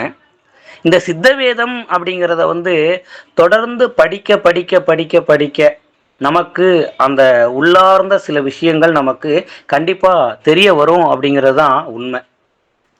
அடுத்ததா சனிக்கிழமை சிவன் சுரேஷ் ஐயா அவர்கள் அருமையான ஒரு உரை கொடுத்திருந்தாங்க. நிறைய கேள்விகளுக்கு பதில் சொல்லியிருந்தாங்க. அது நல்லா கவனிச்சு பார்த்துருந்தீங்கன்னா தெரியும், அவர் பேசுறதெல்லாம் அந்த அனுபவத்தை வச்சு பேசியிருப்பாரு. வார்த்தைகளில் இறைவனை தேடாதீர்கள், மௌனத்தில் தேடுங்கள், உள்முகமாக தேடுங்கள். ரொம்ப அழகா அதில் சொல்லியிருந்தார். எல்லாமே அந்த அனுபவத்திலிருந்து வந்த வார்த்தைகள். அப்ப எழுத்துக்களிலோ வடிவங்களிலோ நம்ம தேட முடியாது. அந்த சிவன் சுரேஷ் ஐயா சொன்னது 5வது அத்தியாயம். ஆ என்ற எழுத்தை உண்டாக்கும் போது நம்முடைய ஜீவன் விரயமாகுது. இப்படி ஒவ்வொரு சப்தமா உண்டாக்கி உண்டாக்கி நம்முடைய ஜீவன் விரயமாகுது அப்படிங்கிறார் அப்பா. அப்போ உண்மையான அச்சரம் அப்படிங்கிறது நமக்கு உள்ளே, அது பிரம்மமாக சத்தியமாக உள்ளே இருக்கிறது. அங்க அந்த சப்தம் எங்க உண்டாகுதோ அங்க போய் படிங்கிறார் ஞானபிதா. அங்க பார்த்து படிக்கும்போது நமக்கு ஞானம் உண்டாகும். அங்கதான் அச்சரம் இருக்குது, அங்கதான் அச்சய பாத்திரம் இருக்குது. ஆக எப்படி பார்க்க போனாலும் ஞானிகளுடைய கருத்து வந்து ஒண்ணுதான். நாம் தத்துவ அர்த்தத்தை மாற்றி புரிஞ்சுக்கிட்டதுனால தான் இவ்வளோ விஷயமும் நடந்தது. அதில் ரமேஷ் அண்ணா ஒரு கேள்வி கேட்டிருந்தாரு. ஐயாவும் அதுக்கு பதில் சொல்லியிருந்தாங்க. இருந்தாலும் நம்மளுடைய புரிதல் படி ஒன்று சொல்ல விரும்புகிறோம். அந்த இடத்துல ஏன் வந்து நம்ம மாயையோட போராட வேண்டியதாக இருக்குது அப்படின்னு சொல்லி ஒரு கேள்வி கேட்டிருந்தாரு. அதுக்கு ஐயா நல்ல ஒரு விளக்கம் கொடுத்துருந்தாங்க. எப்போ வந்து இறைத்தன்மை அதிகமாகுதோ அப்போ மாயை வந்து இல்லாமல் ஆகிடும் அப்படின்னு சொல்லியிருப்பாங்க. சித்தவேதத்தில் வந்து அப்பா அழகா சொல்லியிருப்பாரு, மாயையை வந்து சுண்ட செய்யணும் அப்படிம்பார். அது எப்படி அப்படிங்கிறது பார்த்தீங்க அப்படின்னா, நம்ம கிட்ட தண்ணி இருக்கு, தண்ணியில் கொஞ்சம் உப்பு போடுறோம், குடிச்சு பார்த்தீங்க அப்படின்னா உப்பு கரிக்குது அப்படின்னா உப்புனுடைய தன்மை அதிகமாகிடுச்சுன்னு சொல்லி மறுபடியும் தண்ணி ஊற்றுவோம். திருப்பியும் குடிக்கிறோம், தண்ணியோட டேஸ்ட் தெரியுதுன்னா உப்பு கம்மியாயிடுச்சுன்னு உப்பு போடுவோம். இந்த மாதிரி இந்த விஷயம் வந்து மாறி மாறி போய்கிட்டே இருக்கும். இதில் எது தேவைங்கிறத நம்ம தான் முடிவு பண்ணணும். ரெண்டுக்குமே இங்கே வந்து ஆப்ஷன் இருக்குது. உப்பையும் சாப்பிடலாம், உப்பினுடைய தன்மையும் உணரலாம், நீரினுடைய தன்மையும் உணரலாம். அதை முடிவு பண்ண வேண்டியது நம்ம தான். நமக்கு தேவையானது உப்புன்னு நம்ம முடிவு பண்ணிட்டோம், நமக்கு தேவையானது ஜீவன்னு முடிவு பண்ணிட்டோம்னா உப்போட தன்மையை அதிகப்படுத்துகிற வேலையை நம்ம பார்த்துக்கிட்டே இருக்கணும். அப்போ தண்ணி எந்த அளவுக்கு இருந்தாலும் உப்போட தன்மை அதிகமாக அதிகமாக அதிகமாக அது உப்பினுடைய தன்மையாகவே ஜீவனுடைய தன்மையாகவே மாறிவிடும். அப்போ அந்த அளவுக்கு நம்ம ப்ராக்டிஸ் பண்ணக்கூடிய ஒரு விஷயத்தை ஏற்றுக்கணும். சதா பிராணாயாமம் சதா நடத்தும் போது மட்டுமே ஜீவனுக்கு கதி வருகிறது. அழகாக கொடுத்துருக்காங்க 4ஆம் அத்தியாயத்தில். அந்த சதாங்கிற வார்த்தைக்கு என்ன அர்த்தம் அப்படின்னா, காலையில் எந்திரிச்சதுலேருந்து இரவு தூங்குற வரைக்கும் சதா அப்படின்னு சொல்லக்கூடியது இதை வெளியில் விடாமல் உள்ளுக்குள்ளாரையே முடிஞ்ச அளவு நடத்திக்கிட்டே இருக்கணும். பேசும்போது சாப்பிடும்போது மட்டும்தான் நம்மளால் நடத்த முடியாதே தவிர மற்ற நேரங்களில் இதை நடத்திக்கிட்டே இருக்கணும். அப்படி சதா நடத்தும் போது தான் அந்த ஜீவனுக்கு கதி மாற்றம் வருகிறதுன்னு அழகாக கொடுத்துட்டாங்க. அதை நம்ம செய்கிறோமாங்கிறத ஒவ்வொருத்தரும் நமக்கு நாமே செக் பண்ணிக்கணும். அடுத்தது ரமேஷ் நான் கேட்டிருந்தாரு, இந்த மாயையோட போராட வேண்டியது இருக்குது அப்படிங்கிற. அப்பா வந்து மாயையோட போராடுறதுக்கு இங்கே சொல்லலை, மாயையோட இணக்கமாக வாழ்கிறதுக்கு வழிமுறையை காமிச்சு கொடுத்துருக்கார். எப்படின்னு கேட்கலாம். பொதுவாக ஞானபிதாவினுடைய கூற்றுப்படி வாழ்க்கை 3 விதம்.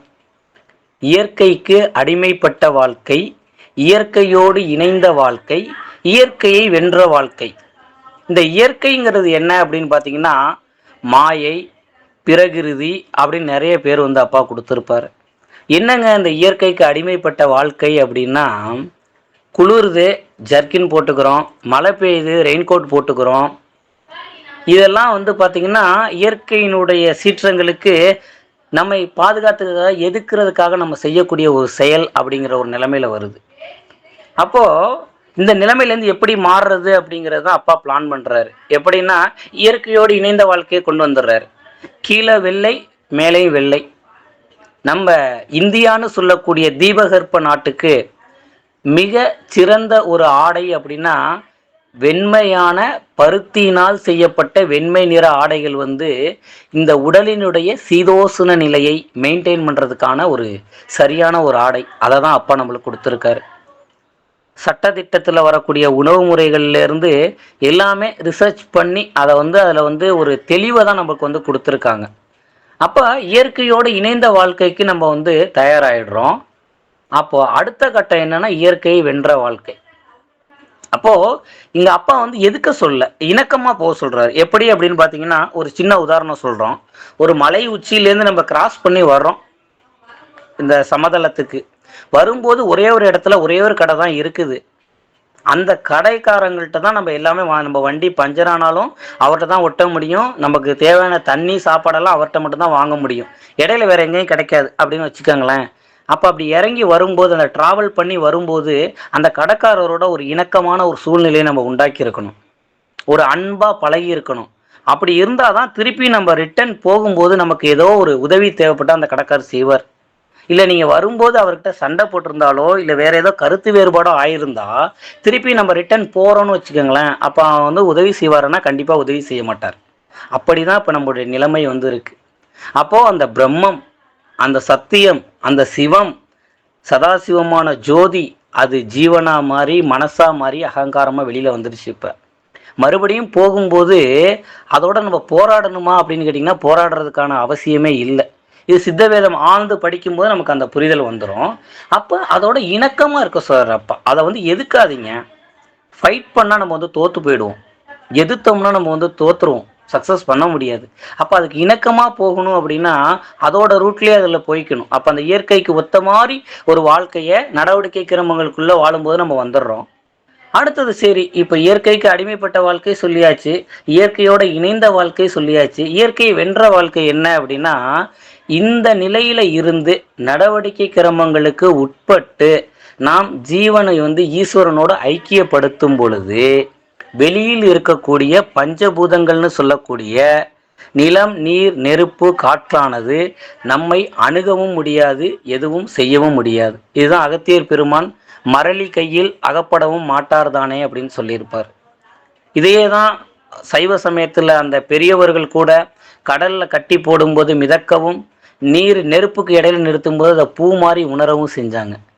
இதுக்கெல்லாம் காரணம் என்ன அப்படின்னு கேட்டிங்கன்னா இந்த பஞ்சபூதங்களை நமக்குள் இருக்கக்கூடிய பஞ்சபூதங்களை கடந்து உள்ளே செல்லும்போது அது இயற்கையை வென்ற வாழ்க்கையாயிடுது. அப்போ அந்த இயற்கையை வென்ற வாழ்க்கைக்கு நம்ம போனதுக்கப்புறம் இந்த மாயைன்னு சொல்லக்கூடிய இயற்கைன்னு சொல்லக்கூடிய பிரகிருதி எதுவுமே நம்மள செய்ய முடியாது. அப்படிப்பட்ட அந்த உன்னதமான ஒரு வாழ்க்கை முறைய நமக்கு அமைச்சு கொடுத்துருக்காங்க. இப்போ நம்ம பேசுறது மார்க்கத்தினுடைய உயர்வுக்காக அல்ல. என்ன காரணம்னா நாம எத்தனை ஆன்மீக மார்க்கம் இருக்கோ எல்லா மார்க்கங்களும் பார்த்துட்டு வந்திருக்கோம். சில இடங்கள்ல வந்து பார்த்தீங்கன்னா பூஜை புனஸ்கரணங்கள் செய்வதற்கு இருக்கும். சில இடங்கள்ல குரு தட்சணை கொடுக்க வேண்டி இருக்கும். சில இடங்கள்ல வந்து இந்த மாதிரி கண்டிஷனுக்கெல்லாம் இருந்தால் தான் உள்ளார வாங்கலாம் சொல்லியிருப்பாங்க. ஆனால் இங்கே வந்து பார்த்தீங்க அப்படின்னா எதுவுமே இல்லை. அதுவும் சில இதில் பார்த்தீங்கன்னா அந்த அமைப்புன்னு ஒரு இடம் இருக்கும், அங்கேருந்து வந்து தான் அவங்க உபதேசம் கொடுப்பாங்க. அது வரைக்கும் நம்ம வெயிட் பண்ணிட்டு தான் இருக்கணும். ஆனால் இங்கே பாருங்களேன், அந்த மாதிரிலாம் எதுவுமே சொல்ல. உண்மையான தாகம், உண்மையான தேடல் யாருக்கு இருக்கிறோ அவங்களுக்கு வித்தை கொடுங்க அப்படின்ட்டார். இப்போ எவ்வளோ எளிமையான ஒரு மார்க்கம், எவ்வளோ ஒரு புனிதமான ஒரு மார்க்கம். இது நம்மளுடைய ஸ்டேஜை ரைஸ் பண்ணிக்கிறதுக்காக சொல்லக்கூடிய விஷயம். இதை துரபிமானமாக யாரும் எடுத்துட வேணாம். அப்போ அந்த அளவுக்கு எளிமை பண்ணி சிம்பிளிஃபை பண்ணி நம்மளை கொண்டு வந்திருக்கார். எப்படி இவங்க வந்து இயற்கையோடு இணைந்து இயற்கையை எப்படி வெல்ல முடியும். இதே தான் நமக்கு வழிகாட்டியாக திகழ்ந்த ஒரு ஐயா சொல்லி கொடுத்த விஷயம் என்னென்னா அகங்காரத்தை எப்படிங்க ஐயா வெல்ல முடியும் அப்படின்னா அகங்காரத்தை கூட இருந்து தான் வெல்ல முடியும். எப்படின்னு கேட்டிங்கன்னா ஒரு நெருப்பு நிறைய தணல் எரிஞ்சுக்கிட்டு இருக்கும். அப்போ இங்கே என்ன பண்ணுவாங்கன்னா ஒரு கட்டையை வச்சு அப்படியே பரட்டிக்கிட்டே இருப்பாங்க ஒரு பக்கமாக. அப்போது அந்த அகங்காரங்கிறது தான் அந்த குச்சி. அதை என்ன பண்ணுவாங்க அப்படின்னு பார்த்தீங்கன்னா பெரட்டி எப்போ அந்த இதெல்லாம் வந்து நெருப்பு நல்லா எரிய ஆரம்பிக்குதோ அதனுடைய வேலை முடிஞ்சா அதை தூக்கி உள்ளார போட்டுருவாங்க. அதே மாதிரி இந்த அகங்காரத்தில் இருந்துக்கிட்டே தான் நம்ம எல்லா செயல்களும் செய்ய வேண்டியது இருக்குது. ஆனால் அது அகங்காரத்துக்கே தெரியக்கூடாது. தெரியாத மாதிரி நம்ம வித்தையை கரெக்டாக பண்ணி அந்த ஸ்டேஜ் வரும்போது இந்த எண்ணங்கள்னு சொல்லக்கூடிய அந்த அகங்காரத்தை அங்கே அந்த அக்னியில் போட்டுட்டோம் அப்படின்னா அது எல்லாம் எரிஞ்சு சாம்பல் ஆகிடும். அப்போ அந்த ஜீவன் வந்து ஈஸ்வரன்ட்ட சீக்கிரமா போய் சேர்ந்துரும். மற்ற ஞானிகள் எல்லாம் என்ன சொல்றாங்க அப்படின்னா, நீங்க ஞானம் அடைங்க, உங்க பழக்க வழக்கங்கள் கொஞ்சம் மாறும் அப்படிங்கிறாங்க. சாமி சிம்பிளா சொல்லிட்டாரு, நீங்க பழக்க வழக்கங்களை மாத்திக்கங்கப்பா, ஞானம் ஈஸியா கிடைக்கும் அப்படின்ட்டாரு. இது எப்ப நீங்க ஃபீல் பண்ணுவீங்க அப்படின்னா, ஒவ்வொரு சட்டத்தையும் ஆய்ந்து நீங்க அப்படியே பார்த்துக்கிட்டே வந்தீங்கன்னா தெரியும். ஒவ்வொரு சட்டமுமே நம்ம எளிமையா ஞானம் அடைவதற்கான ஒரு வழி. அந்த சட்டதிட்டங்களை முடிஞ்ச அளவுக்கு நம்ம ஃபாலோ பண்ண ஆரம்பிச்சிட்டோம் அப்படின்னாலே நம்ம மனசு அப்படிங்கிறது வந்து பக்குவப்பட்டு போயிடும். ஈஸியா நம்ம வந்து ஜீவேஸ்வர ஐக்கியம் அடைவதற்கான ஒரு உத்வேகத்தை நமக்கு வந்து கொடுக்கும். இன்னும் சொல்ல போனோம் அப்படின்னு வச்சுக்கோங்களேன், வள்ளல் பெருமானாருடைய விஷயத்துல எல்லாம் எடுத்தீங்க அப்படின்னா, அவர் சொல்லுவார், எந்த அளவுக்கு அழுகுற பிள்ளைக்கு தான் பால் கிடைக்கும் அப்படிம்பாங்க. அழுகிறது அப்படின்னா என்ன அப்படின்னு பார்த்தீங்க அப்படின்னா, வெளியில் நாம் கண்ணீர் விட்டு அழக்கூடிய அந்த அழுகை கிடையாது. மனசு விட்டு நாம் இறங்கி எனக்கு இறைவன் தான் வேணும், இறைநிலை தான் வேணும், அது மட்டும்தான் எனக்கு வேணும்னு எப்போ ஒரு பிடிவாதத்தோட அந்த ஒரு உண்மையோட உறுதியோட இருக்கிறோமோ அப்போ அந்த பிரம்மரந்திரம் வந்து திறக்க ஆரம்பிச்சிடும். அதே மாதிரி ஜெபம் பண்ணும்போது சில விஷயங்கள் நமக்கு காட்டி கொடுத்த விஷயங்களை எல்லோருக்கும் சொல்லணுங்கிறது நமக்கு உந்திக்கிட்டே இருக்குது. எப்படி ஈஸியாக ஜெபம் பண்ணுறது? முதல்ல ஜெபத்துக்குன்னு நம்ம போகும்போது ஒரு கண்ணிவோட அன்பா, ஒரு எப்படி சொல்றது, சாந்தமாக ஃபஸ்ட்டு உட்கார பழகணும். இந்த சப்தங்கள் வந்து எதுவுமே எழுப்பக்கூடாது. ஏன்னா யாருமே பெரியவங்க ஞானம் அடைஞ்சவங்க யாருமே வந்து சப்தங்கள் எழுப்புறதே கிடையாது. ஏன்னா சாமியும் வந்து அதை வந்து தெளிவாக கொடுத்துருக்காரு. அப்போ ஜெபம் பண்ணுறதுக்கான ஒரு இடத்துல நம்ம வந்து உக்காந்துட்டோம்.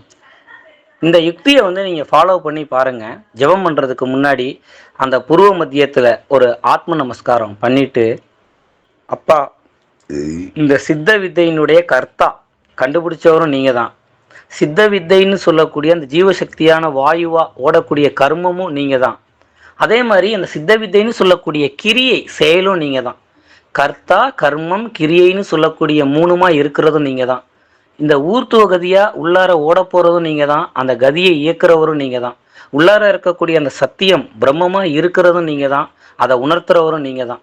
அப்படி சரண்டர் ஆகி பாடுங்க. இங்கே நான் அப்படிங்கிறதோட ஏக்கம் சுத்தமாக கட்டாயிடும். தான் அப்படின்னு சொல்லக்கூடிய ஏக்கம் அங்கே வந்துடும். ஏன்னா நான் அப்படிங்கிறது வெளியில், நாம் ஜெபம் பண்ணுறோங்கிற ஒரு நினைப்பு எப்போ வருதோ அப்போயே நம்ம மேலே போகிறதுக்கான அந்த வாய்ப்புகள் வந்து குறைஞ்சிரும். ஒப்படைச்சிருங்க இந்த பொறுப்பை வந்து, ஜெபத்துக்கான பொறுப்பை வந்து ஞானபிதாட்ட ஒப்படைச்சிருங்க. அவர் நமக்குள்ளே தான் இருக்கார், வெளியில் இல்லை. பிரம்மத்துக்கிட்ட வந்து ஒப்படைச்சிடுங்க.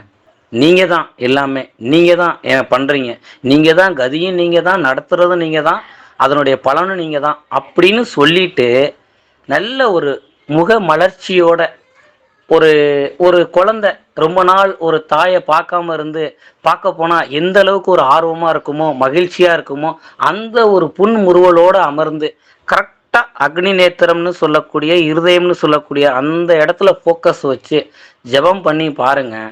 அதுலேருந்து பலன் வந்து கண்டிப்பாக எல்லாருக்குமே கிடைக்கும். ஏன்னா இதெல்லாம் நமக்கு பெரியவங்க சொல்லி கொடுத்து அதை ஃபாலோ பண்ணி அதுலேருந்து தெரிஞ்சுக்கிட்ட விஷயங்கள் தான். அதனால் நாம் சொல்லக்கூடியது என்ன அப்படின்னு பார்த்தீங்கன்னா, இன்று ஜென்மதின விழா ஞானபிதாவுக்கு கொண்டாடக்கூடிய இந்த நேரத்தில் நாம் ஒவ்வொருவரும் எடுக்கக்கூடிய ஒரு சபதம், அந்த சதா பிராணாயாமம்னு சொல்லக்கூடிய அந்த விஷயத்தை தொடர்ந்து பண்ணி ஒவ்வொருவரும் ஆனந்த மத்தன்மார்களாய் திகழ வேண்டும் என்று ஒவ்வொருவரையும் பார்த்து பிரார்த்திக்கிறோம் இந்த நன்னாளில். மேலும் ஏதேனும் கேள்விகள் இருந்தால் கேட்கலாம். நம்மால் இயன்ற அளவுக்கு பதில் சொல்வதற்கு நாம் தயாராக இருக்கிறோம். ஆத்மா நமஸ்காரம். இந்த மேடையில பேசும்போது இடையில துண்டு சீட்டு கொடுப்பாங்க. அதை நம்ம நல்லா கவனிக்கணும், பேசுறவங்க படிச்சு பார்க்கணும். ஏன்னா இப்படியும் எழுதியிருக்கும் அப்படியும் எழுதியிருக்கும். ஒரு தப்பா அர்த்தம் எடுத்துக்கிட்டு தொடர்ந்து பேசியிருக்க கூட தப்பாயிரும். ஒண்ணு போதும் நிறுத்திக்கோ அப்படின்னு எழுதியிருக்கலாம். அப்போ அவர் என்ன செய்யணும்? தொடர்ந்து பேசக்கூடாது. அல்லது தொடர்ந்து பேசுங்க, பிரசாதம் ரெடி ஆகிறதுக்கு நேரம் ஆகும் அப்படி கூட எழுதிருக்கலாம். ஸோ துண்டு சீட்டு கொடுத்தா ரெண்டுல எது எழுதிருக்குன்னு பார்த்துட்டு அதுக்கு தக்கன பேச்சாளர் செயல்பட வேண்டும். ரமேஷ் ஐயா நான் பேசிவிட்டு கொண்டிருக்கும் போது ஒரு துண்டு சீட்டு கொடுத்தார். அதுல எதுலையுமே எழுதலை. பார்த்தேன், பிளாங்கா இருக்கு. தொடர்ச்சியா இன்னைக்கு ஒரு 1/2 மணி நேரம் பேசிரு அப்படின்னு எழுதல. போதும் இதோட நான் ஆத்மா சொல்லி நிறுத்து அப்படின்னு எழுதல. கார்த்திகேயன் வந்தாரு பாத்தீங்களா, கை ஹேண்ட் ரைஸ் பண்ண பாத்தீங்களான்னு கேட்டு நிறுத்திட்டாரு. வேற உத்தரவு எதுவும் அதுல இல்ல. துண்டு சீட்ல வெள்ளையா இருந்தது. ஆனா அவர் எழுதாவிட்டாலும் அவர் மனம் எனக்கு தெரியாதா, அவரை நான் புரியாதா? எனவே என்ன எழுதியிருக்கிறார் என்று நான் மானசீகமாக தெரிந்து கொண்டு கொஞ்ச நேரம் பேசாமலும் இருக்க வேண்டாம், அதிக நேரம் பேசவும் செய்ய வேண்டாம் என்று நடுத்தரமாக ஒரு முடிவு எடுத்து ஒரு 10 நிமிடத்திற்குள் பேசியதன் பயன் இன்று கார்த்திகேயன் ஐயா இவ்வளவு அருமையான கருத்துக்களை நமக்கு கொடுக்க ஏதுவாக இருந்தது. எனவே அவருக்கு நன்றி தெரிவித்து அமைகிறேன். ஆத்ம நமஸ்காரம்.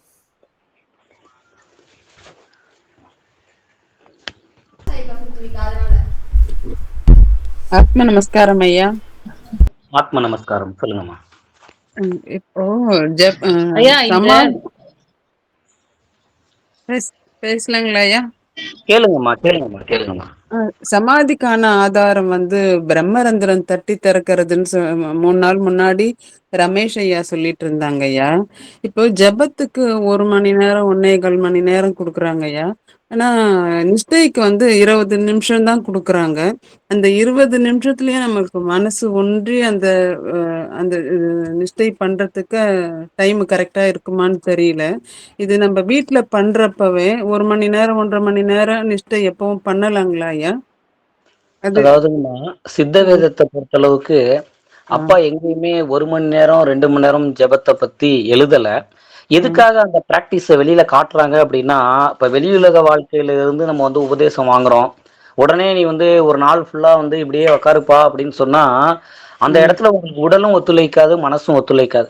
அதுக்காக என்ன பண்றாங்கன்னா 1 மணி நேரம் ஜபம் அப்படின்னு சொல்லி, அதுக்கப்புறம் நிஷ்டை அப்படின்னு சொல்லி சுகம் எடுப்பதற்காக ஒரு நேரத்தை கொடுக்குறாங்க. ஆனா உண்மை என்ன அப்படின்னு பாத்தீங்கன்னா, இந்த மனம் எவ்வளவு நேரத்துல ஒடுங்கும், எப்படி ஒடுங்குங்கிறது அவரவர்கள் எந்த அளவுக்கு இந்த மனதை வெளியில விட்டு செலவு பண்ணியிருக்காங்களோ அதை பொறுத்தது. அது ரொம்ப தூரமாகவும் இருக்கலாம், கம்மியாகவும் இருக்கலாம். அதை எப்படி சொல்றது அப்படின்னு பாத்தீங்கன்னா, சிவவாக்கிய பெருமான் அழகா சொல்லியிருப்பாரு. என்ன அப்படின்னா, மாத்திரை போதுமுள்ளே அறிந்து தொக்க வள்ளீரேல் அப்படின்னு இருப்பாரு.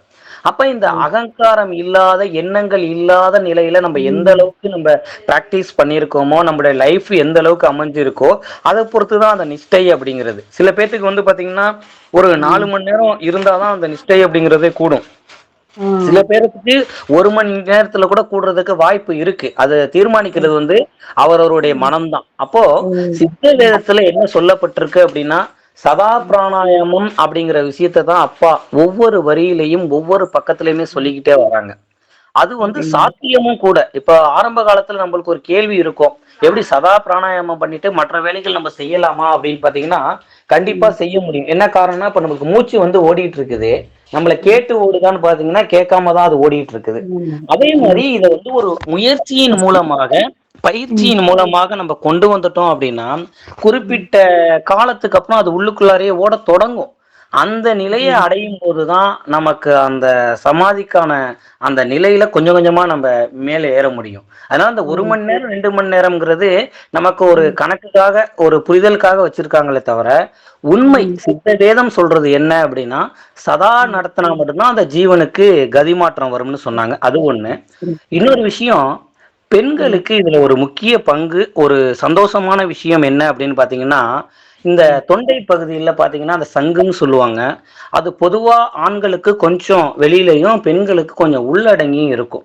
அது இயல்பாகவே இறைவனுடைய படைப்புல பெண்களுக்கு அந்த ஞானமடைவதற்கான அந்த கதி மாற்றத்திற்கான நேரம் ரொம்ப குறைவு.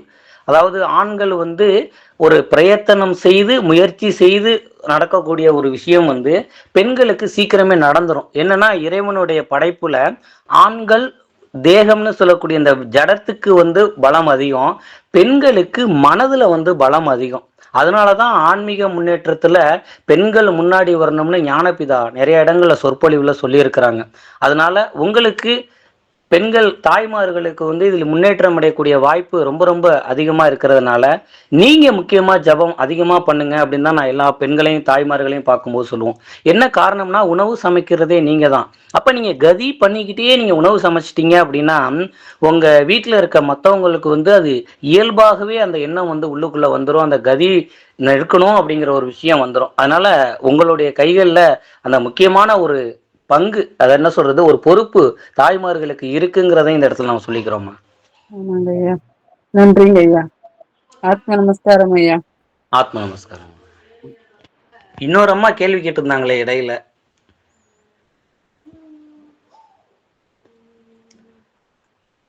ஐயா வேற ஏதாவது கேள்விகள் இருந்தால் கேட்கலாம் சகோதர சகோதரிகள். ஐயா ஆத்ம நமஸ்காரம். ஐயா சிவனுக்கு இந்த பேர்லாம் இருக்குங்களே, விருபாஷன், திரிலோஷனன், அதுக்கெல்லாம் என்னங்க ஐயா அர்த்தம்? ஆமா. அதுங்கம்மா அந்த நம்மளுக்கு அந்த 2ஆம் அத்தியாயத்திலே அப்பா தெளிவா கொடுத்துருக்காங்க. திரிலோசனன் அப்படின்னா லோசனம் அப்படின்னா கண்ணு, திரிலோசனம்னா அந்த 3வது கண்ணை குறிக்கக்கூடியது. அந்த 3வது கண் அப்படின்னு சொன்னாலும், விருப்பாச்சன் அப்படின்னு சொன்னாலும், அக்னி நேத்திரம், லலாடம், இப்படி நிறைய பேர்கள் சொல்லிக்கிட்டே போகலாம். அப்பாவுடைய பாணியில சொல்லணும் அப்படின்னா அக்னி நேத்திரமாகிய புருவ மத்தியம்மா. ஐயா ஒரு சரிங்க, கருத்தை thank பகிர்ந்து you. கொள்ளலாமா? ஒரு கருத்தை சௌந்தரியம்மா கேட்டார், ஒரு கருத்தை நான் பகிர்ந்து கொள்ளலாமா? தாராளமாக. எல்லாம் நீங்கள் சொன்னது ரொம்ப சரியானது. எல்லாம் அவருக்கு உள்ள பெயர்கள் தான். ஆனால் ஒவ்வொன்றுக்கும் ஒவ்வொரு அர்த்தம் இருக்கிறது. முக்கண்ணன் புரிந்து விட்டது. இன்னொன்னு என்னமா, நெற்றிக்கண்ணன், அதுவும் புரிந்து விட்டது. சௌந்தரியம்மா சொல்லுங்க. விருபாட்சன் விட்டுங்க. இன்னொன்னு திரிலோசனன், அதுவும் புரிந்து விட்டது. இதெல்லாம் புரியுது. திரினா 1 2 3 1 2 3 புரிஞ்சிருச்சு. முக்கண்ணனும் புரிஞ்சிருச்சு. இந்த விருபாக்ஷன்னா எனக்கு புரியல. என்னது விருபாக்ஷன்னா என்னது? திருவண்ண முக்கண்ணன் புரியுது, புரியலையேன்னு சொல்லி ஒரு சமஸ்கிருத வல்லுநரை தொடர்பு கொண்டேன். நெடுந்தூரம் சென்று அவர் தொடர்பு கொண்டேன். போன்ல பேச முடியாது. அவரு ஒரு அர்த்தம் சொன்னாரு, பக்குன்னு ஆயிடுச்சு. அழகற்றவன் அப்படின்னு போறலாம் சமஸ்கிருதத்துல. விருபாக்ஷணன் என்ன, அழகற்றவன் அப்படின்னு பொருள். என்னது அழகு அற்றவன்? என்ன சொல்றீங்க, நல்லா பார்த்து சொல்லுங்கன்னா ஒரு புக்கெல்லாம் எடுத்து கொடுத்தாரு. அழகு அற்றவன்.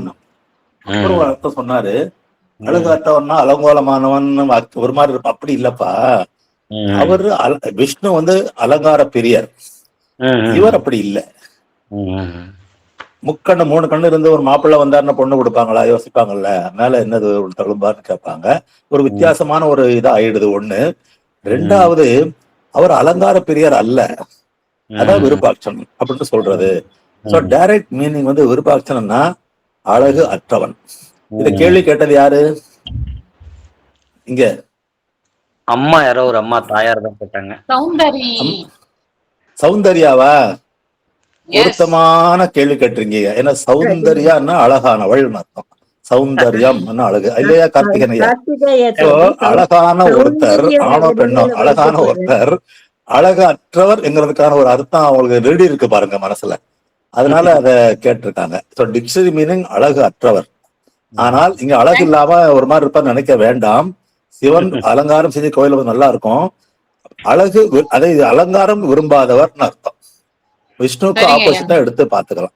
சரி, ஆத்ம நமஸ்காரம். இன்னொரு டவுட்டுங்க ஐயா, இந்த கிருமி கீடாதின்னு சொல்றாங்களே, கிருமினா ஜெர்ம்ஸ், அந்த கீடாதின்னா என்னங்க ஐயா? நுண்ணுயிர்கள். அதாவது கிருமி கீடாதிகள் அப்படின்னாலே என்ன சொல்றது, பூச்சிகள், நுண்ணுயிர்கள் அப்படின்னு வரும். பூச்சிங்கிறது உங்களுக்கு வெளியில தெரியும் தாராளமா, 8 கால் பூச்சி, கரப்பான் பூச்சி, இதெல்லாம். கீடாதிகள் அப்படிங்கும் போது நுண் கிருமிகள், கண்ணுக்கு தெரியாதது. ஓகே ஓகே ஓகேங்க ஐயா. அப்படியும் சொல்லலாம், பூச்சிகள்னு சொல்லலாம், இல்ல நுண்ணுயிர்கள் பூச்சிகள்னு சொல்லலாம். கார்த்திக் ஐயா, ஆத்ம நமஸ்காரம் ஐயா. ஆத்ம நமஸ்காரம் ஐயா, நல்லா இருக்கீங்களா? நல்லா இருக்கேன் ஐயா. இப்போ சிவன் வந்து அலங்கார பிரியர்ன்றவாங்கல்ல, இது வந்து ஏதோ இந்த அபிஷேக பிரியர். ஓகே, சாரி, அபிஷேக பிரியர். ஆமா ஆமா, இவர் அபிஷேக பிரியரா? ஆமாங்க. அப்ப ஏதோ அந்த உருவ வழிபாடு போல இருக்குது, யாருக்கு அபிஷேகம் பண்றது? இது சரியான ஒரு கேள்விங்கய்யா. இங்க வந்து அபிஷேகம்ங்கிறது எதை குறிக்குது அப்படின்னு பாத்தீங்கன்னா, சித்த வேதத்திலே நமக்கு வந்து அப்பா அழகா சொல்லியிருப்பாரு. அந்த ருத்ராட்சம், மர உரி, விபூதி தரிச்சிருப்பாரு அப்படின்லாம். அது எல்லாமே தத்துவ அர்த்தத்தின் அடிப்படையில அமைஞ்சது. எப்படின்னு கேட்டீங்கன்னா, நம்ம சரியான முறையில இந்த சித்த வித்தைய பயிற்சி பண்ணும்போது, அதுக்கான அந்த முதிர்ச்சியின் காலத்துல என்ன ஆகும் அப்படின்னு பார்த்தீங்கன்னா, உள்ளுக்குள்ள இருந்து அந்த அமிர்தம் வந்து இளகி உள்ளுக்குள்ளாரையே சொட்ட ஆரம்பிக்கும். அப்ப அந்த உள்ளுக்குள்ளாரையே அது சொட்ட ஆரம்பிக்கும்போது என்ன ஆகும்னா, அங்க களங்கம் அப்படிங்கிறதே இருக்காது. அகங்காரம், மனம், ஜீவன் இது 3யும் கடந்த நிலைமையில தாங்க அது கிடைக்கும். அப்போ வந்து பாத்தீங்கன்னா, ஒரு களங்கம் இல்லாத ஒரு தன்மை. அது சதா அபிஷேகம்லாம் சொல்லுவாங்க. எப்பவுமே அந்த நீர் பாத்திரத்திலேருந்து அந்த லிங்கத்து மேல கொட்டிக்கிட்டு இருக்க மாதிரிலாம் சில கோயில்ல வச்சிருப்பாங்க. அப்படி நமக்கு அந்த அமிர்தம் உள்ளார சுரக்கும்போது என்ன ஆகும்னா, அந்த ஈஸ்வரன்ங்கிற நிலைமையில இருக்கும்போது, அது தொடர்ந்து உள்ளுக்குள்ளார சொட்டிக்கிட்டே இருக்கும். அப்ப அங்க அபிஷேகம் தான் நடந்துட்டு இருக்கும். நமக்குள்ளாரையே. அது வெளியில இல்ல, உள்ளுக்குள்ள. அந்த நிலைமைய தாங்க சித்த வேதத்துல அப்பா அழகா எழுதியிருப்பாரு. சூப்பர். இப்போ 3 கண்ணு சொல்றாங்கல்ல, அதுவும் ஆமாங்க. தத்துவம் தானா? அதுவும் தத்துவமா? ஆமாங்க. எல்லாமே தத்துவார்த்தங்க. அதாவது ஒவ்வொரு ஞானியும், ஒவ்வொரு முனிவர்களும் அவங்க உள்ளுக்குள்ள போய் உணரும்போது, அதுக்கு அவங்களுக்கு என்ன பேர் புடிச்சிருக்கோ அத வச்சுக்கிறாங்கயா. உதாரணத்துக்கு பாத்தீங்கன்னா, வள்ளல் பெருமானார் வந்து லலாடம், புருவ மத்தியம்ங்கிற பேர கையாண்டிருப்பாரு. ஞானபிதா வந்து இந்த 3வது கண், நெற்றிக்கண், அக்னி நேத்திரம் இப்படின்னு சொல்லியிருப்பாரு. பேர்கள் மட்டும்தான் அந்த கூப்பிடுற ஸ்டேஜ்ல மாறுமே தவிர, விஷயம் வந்து ஒண்ணுதாங்கய்யா. அது சொல்லக்கூடிய விதத்துல இப்ப ஒரு விஷயம்னா, இப்ப நாமளும் சித்தவேதம் படிக்கிறோம், ரமேஷ் அண்ணாவும் படிக்கிறாரு, ராமச்சந்திர ஐயாவும் படிக்கிறாரு. ஆனா அந்த வே ஆஃப் ப்ரொனன்சியேஷன், அந்த அப்ரோச் பாத்தீங்கன்னா கொஞ்சம் டிஃபரன்ஸ் இருக்கும். ஆனா எல்லாமே சித்தவேதம் தான். அது அவங்களுடைய இயல்புக்கு தகுந்த மாதிரி இருக்கும்.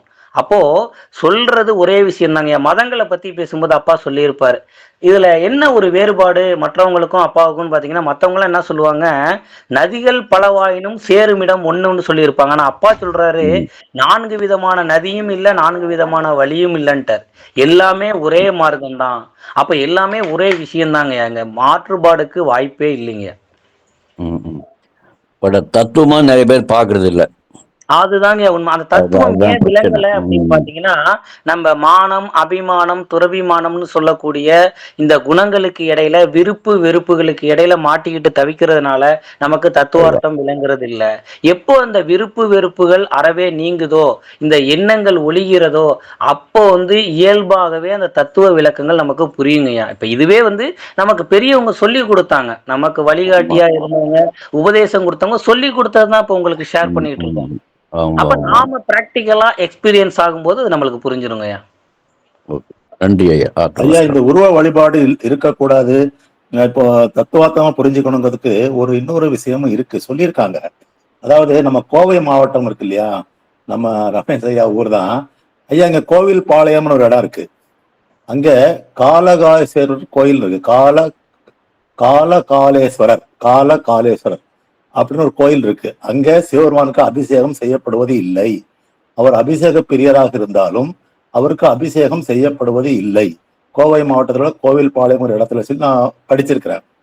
அது ஏன் அப்படின்னு அந்த கட்டுரையில சொல்றாங்கன்னா, யம தர்மராஜன் மார்க்கண்டேயர் இதை பறிக்க போற இடத்துல, உயிரை பறிக்க போற இடத்துல சிவன் மேல அதை பாசக்கேறு போட்டு தப்பு பண்ணதுனால அவருக்கு யமலோக பதவி இல்லாமல் ஆகிவிட்டதாகவும், அதை பெறுவதற்காக அவர் பூஜை பண்ணும் பொழுது எந்த உருவம் இல்லாத ஒரு சிவனை கும்பிட்டால்தான் த மேக்சிமம் பெனிஃபிட் உனக்கு அப்படின்னு அவர் சொல்லப்பட்டதாகவும், அதனால் அவர் சிவனே இல்லாத ஒரு இடமாக இந்த இடத்தை எடுத்து டெம்பரரியா ஒரு சின்ன லிங்கம் தெரியும் புரியும் குச்சியால தரையை தோண்டி அங்க நுரை பொங்குறப்போ அந்த நுரையும் மணலையும் வச்சு அவர் பிரதிஷ்டை பண்ணாரு.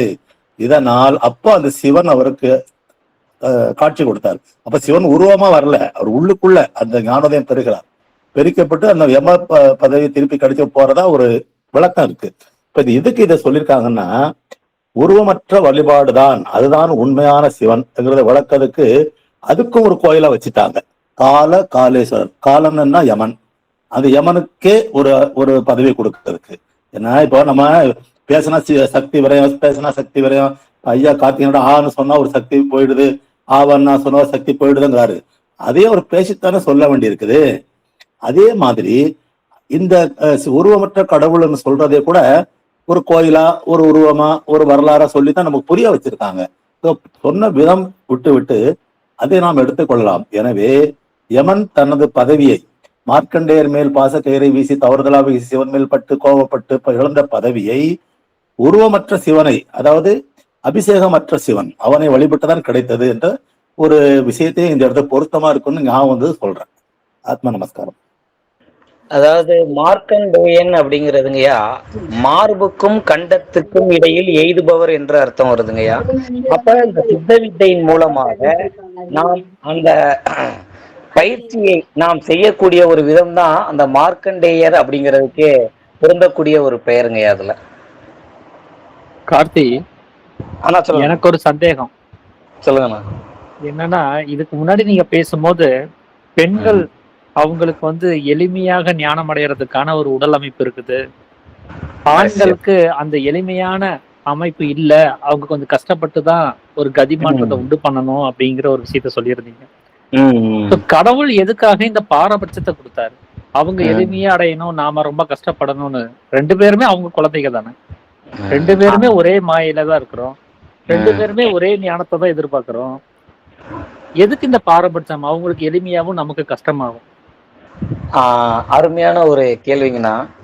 இது என்ன காரணம் அப்படின்னு கேட்டீங்கன்னா, பொதுவா படைப்பு அப்படிங்கிறது சத்து அசத்து, நன்மை தீமை, இப்படி எல்லாமே இரண்டும் சேர்ந்ததுதான் படைப்பே, சிருஷ்டியே. அப்படி இருக்கும்போது ஆண்கள் என்று தனியாகவோ பெண்கள் என்று தனியாகவோ இருந்தா அங்க மாயைக்கு வந்து வேலையே இல்லாம போயிடும், மாயை அப்படிங்கிறதே இல்லாம போயிடும். அப்போ ஏதுமற்ற நிலைமையிலிருந்த அந்த சிவத்துக்கு ரெண்டு நிலைமைகள் தேவைப்பட்டதுனாலதான் அங்க படைப்பே உண்டாச்சு. அப்ப அந்த படைப்பு கேஸ்கேட் ஆகி மறுபடியும் டெவலப் ஆகணும் அப்படின்னா அங்க ஒரு வித்தியாசம் தேவைப்படவே அந்த இறைநிலை என்ன பண்ணுதுன்னா ரெண்டா பிரிக்குது. அதன் காரணமா தான் அந்த பிரசவிக்கக்கூடிய அந்த வேலையையும் அதை தாங்கக்கூடிய அந்த விஷயத்தையும் அந்த அமைப்பையும் பெண்களுக்கும், வேலை செய்யறது, மற்றபடி பொருள் ஈட்டுவது, இந்த மாதிரியான விஷயமே ஆண்களுக்குமே இறைவனே அதை படைச்சிருக்கார். அது அந்த படைப்பு ஸ்தம்பிச்சு விடக்கூடாதுங்கிறதுக்காக அந்த டிஃபரன்சியேட் அங்க வச்சிருக்காங்க.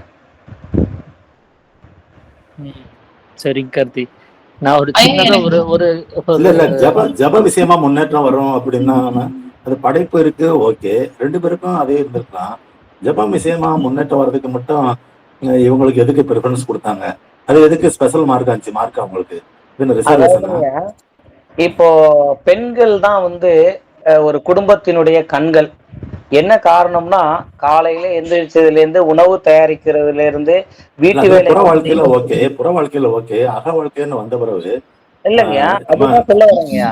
அக வாழ்க்கை என்ன சொல்ல வரேன்னா, பொதுவா உலகத்துல வந்து பாத்தீங்கன்னா பெண்கள் தான் சமைக்கிறவங்க, ஆண்கள் வெளியில போறவங்க, பெண்கள் வந்து வீட்டு வேலை பாக்குறவங்க, ஆண்கள் வெளி வேலை பாக்குறவங்க, இப்படிதான் ஒரு சிஸ்டம் இருக்கு இல்லைங்களா?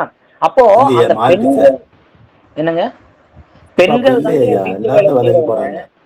இல்ல சொல்ல வரேங்க, அதாவது இன்னைக்கு காலகட்டம் கலாச்சார மாற்றத்துல உண்டான விஷயங்களை பத்தி சொல்லல, ஆதியில் இருந்த நிலைமை அப்படிதான் இருந்தது. பெண்கள் அப்படிங்கிறவங்க வீட்டில இருந்து அந்த உடல்வாகுக்கு தகுந்த மாதிரியான எளிமையான வேலைகளை செய்து ஓய்வு எடுத்து வீட்டுல உள்ள பணிகள்லாம் அவங்க செஞ்சுக்கிட்டு இருந்தாங்க. ஆண்கள் உடலில் பலம் அதிகம்ங்கிறதுனால விவசாய வேலைகளோ மற்ற வேலைகளோ செய்து பொருள் ஈட்டுறது, அந்த வேலையை அவங்க செஞ்சுக்கிட்டு இருந்ததுனாலதான் அப்ப பெண்களுக்கு எதுக்காக அந்த ப்ரிஃபரன்ஸ் வந்துச்சு அப்படின்னா, இவங்க நீங்க வந்து சாதாரணமா இருக்கும்போது முயற்சி பண்ணி தான் நீங்க ஜெபத்துல உக்காரணும். ஆனா அந்த தாய் குலங்கள் வந்து பாத்தீங்கன்னா அந்த சமைக்கும் போதே அவங்க ஒரு ஜெபம் பண்ணிட்டு அவங்க என்ன எண்ணங்களோட உணர்வுகளோட சமைக்கிறாங்களோ அது அந்த வீட்டுல இருக்கக்கூடிய அனைத்து பேருக்குமே ஈஸியா பாஸ் பண்ண முடியும். அவங்களால அந்த கெப்பாசிட்டி அவங்களுக்கு தான் இருக்குது. அது இப்போ அவங்க வேலைக்கும் போயிடறாங்க, அதுவும் போயிடுறாங்க, இங்க ஜபத்திலயும் 5 மார்க் கூட பொறாமையா இருக்காங்க. இதுலயே மார்க்கா நியாயம்? கடவுள் பெருசா ரமேஷியா சொன்ன மாதிரி செய்ய மாட்டாரு. கடவுள் எப்படியோ அமைஞ்சிருச்சு. வேலைக்கும் போயிடுறாங்க, பெண் போலீஸ் வந்துட்டாங்க, விமானம் ஓட்டுறாங்க, மிலிட்டரில வந்துட்டாங்க. இப்ப சௌந்தரியம்மா கூட கேட்டாங்களே, அவங்களும் முக்கியமான ஒரு பதவியில வேலை பார்த்துட்டு இருக்காங்க.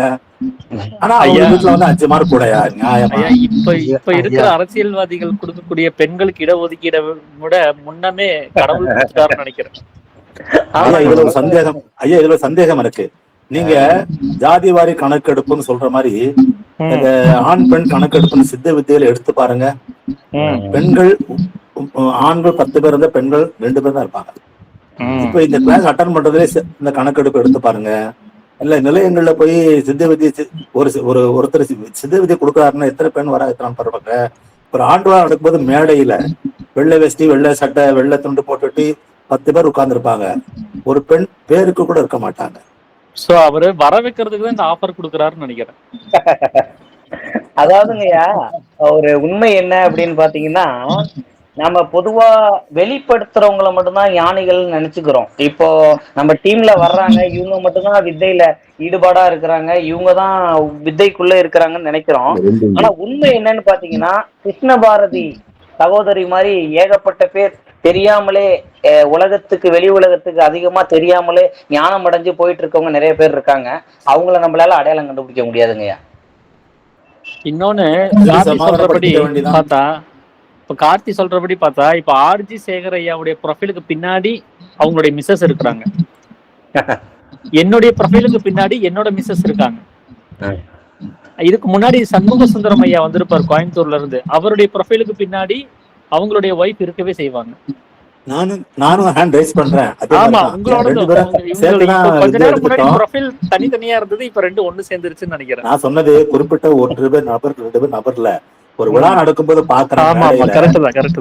10 பேர் 15 பேர் வெள்ளை வெள்ளை துண்டும் சட்டையும் தான் இருக்காங்க. இவங்க காணோமே அப்படின்னு என்னோட வருத்தத்தை ஒரு கூட்டத்துல இங்க இந்த பாலையா அவர்கள் பேசி முடித்த பிறகு இங்க வந்து அந்த இதுலதான் அந்த ஏர்போர்ட் தாண்டி ஒரு இடம் அவரை போயிட்டு அவர் பேசி முடித்த பிறகு நான் பேசினா அவருக்கு தெரியும். ஒரு வார்த்தை பயங்கரமா யூஸ் பண்ணேன் நானு. அது நடந்து ஒரு 3 வருஷம் இருக்கும். இந்த சித்த வேத கூட்டங்கள் என்ன ஆண் ஆதிக்கமா? இந்த மேடையில் எத்தனை ஆண்கள் எத்தனை பெண்கள்? கீழே கேட்பவர்கள் எத்தனை ஆண்கள் எத்தனை பெண்கள்? ஏன் அவர்கள் வரவில்லை? இப்படி கேட்டுட்டேன் நான். அடிக்காம விட்டாங்க. ஏன்னா சித்த வித்தியார்த்தி இல்லையா? ஆனா சொன்ன கருத்து ஒண்ணுதான், உண்மைதான். மேடை திரும்பி பாக்குறாங்க, ஒரு லேடி கிடையாது, 12 பேர் உட்கார்ந்துருக்காங்க வெள்ளையே வெள்ளையும். அவங்க எப்படி வருவாங்க? இவங்க வெள்ளை துண்டு வெள்ளை வேஷ்டி உடுத்திட்டு ஆபீஸுக்கே போகலாம். ஆனா வெள்ளை செலவு உடுத்திட்டு தங்கச்சி வீட்டு கல்யாணத்துக்கே போக முடியல ஒரு லேடியால.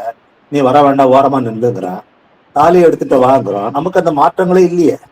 நமக்கு தாலியும் கிடையாது, வெள்ளை சேலையும் கிடையாது. பெண்கள் அவ்வளவு தியாகம் பண்றாங்க. தாலி இல்லாம தங்கச்சி வீட்டுக்கு போக முடியாது சொல்ற மாதிரி அவங்க தாலி இல்லாம வரணும். எத்தனை பேர் பாக்கெட்ல மறைச்சி வச்சுட்டு அங்க வந்து எடுத்துட்டு போறாங்க தெரியுமா? அந்த கஷ்டத்தை நம்ம வேற ஏதாவது சொல்யூஷன் பண்ணணும். சொல்லிட்டே இருக்கிறோம் நம்ம.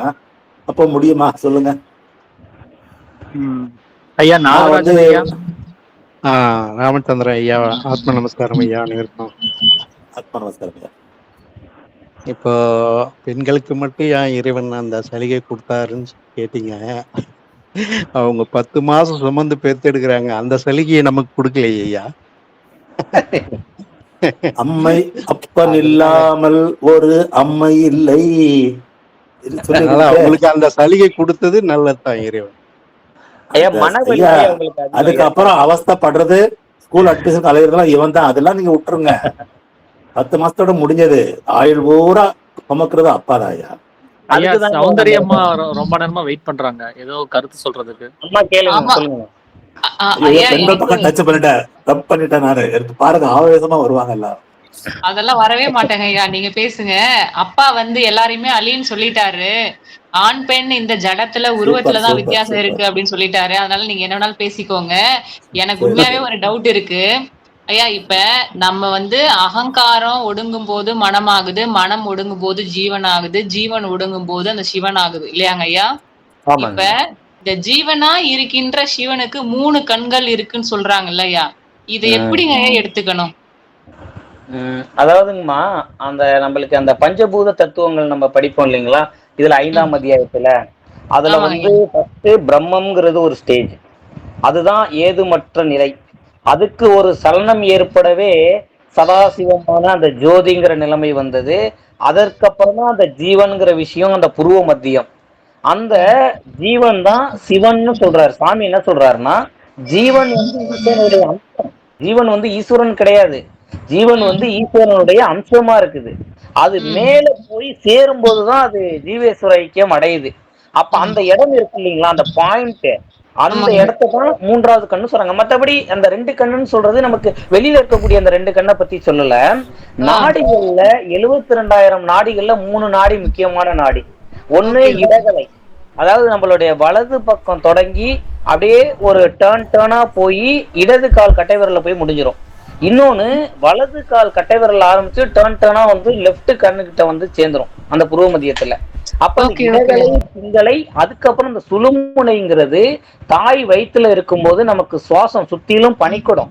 அப்பயே நமக்கு வந்து அந்த உள் சுவாசம்ங்கிறது ஓடிக்கிட்டு தான் இருந்துச்சு. அது எங்க அப்படின்னா நமக்கு உள்ளாரையே, வெளியில இருந்து எதுவும் கிடையாது, தொப்புள்ள இருந்து அந்த புருவ மத்தியம் வரை அது பொறுமையா ஓடிக்கிட்டு இருந்துச்சு.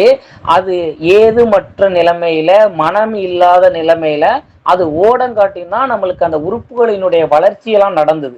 ஒவ்வொரு உறுப்பா ஆர்கன்ஸ் வந்தது, செல்கள் வந்தது. இது எல்லாம் எப்ப நடக்கும் அப்படின்னா தான்னு சொல்லக்கூடிய அந்த இறை நிலைமையில தான் இதெல்லாம் நடக்கும். அதை தவிர்த்து குழந்தை வெளியில வந்ததுக்கு அப்புறம் என்ன பண்றோம்னா மூக்கு நாசி வழியா சுவாசிக்க ஆரம்பிச்சு வெளியில இருக்கிற விஷயங்களை நம்ம சொல்லி கொடுத்து நம்மளே தான் அகங்காரத்தை உண்டாக்குறோம். அப்போ இதெல்லாம் தாண்டி மறுபடியும் உள்ளார போறதுக்கு தான் சித்த விதை நமக்கு தேவைப்படுது. ஓ, இப்ப இந்த 3 நாடிகளை தான் 3 கண்ணா அவங்க சொல்றாங்களா?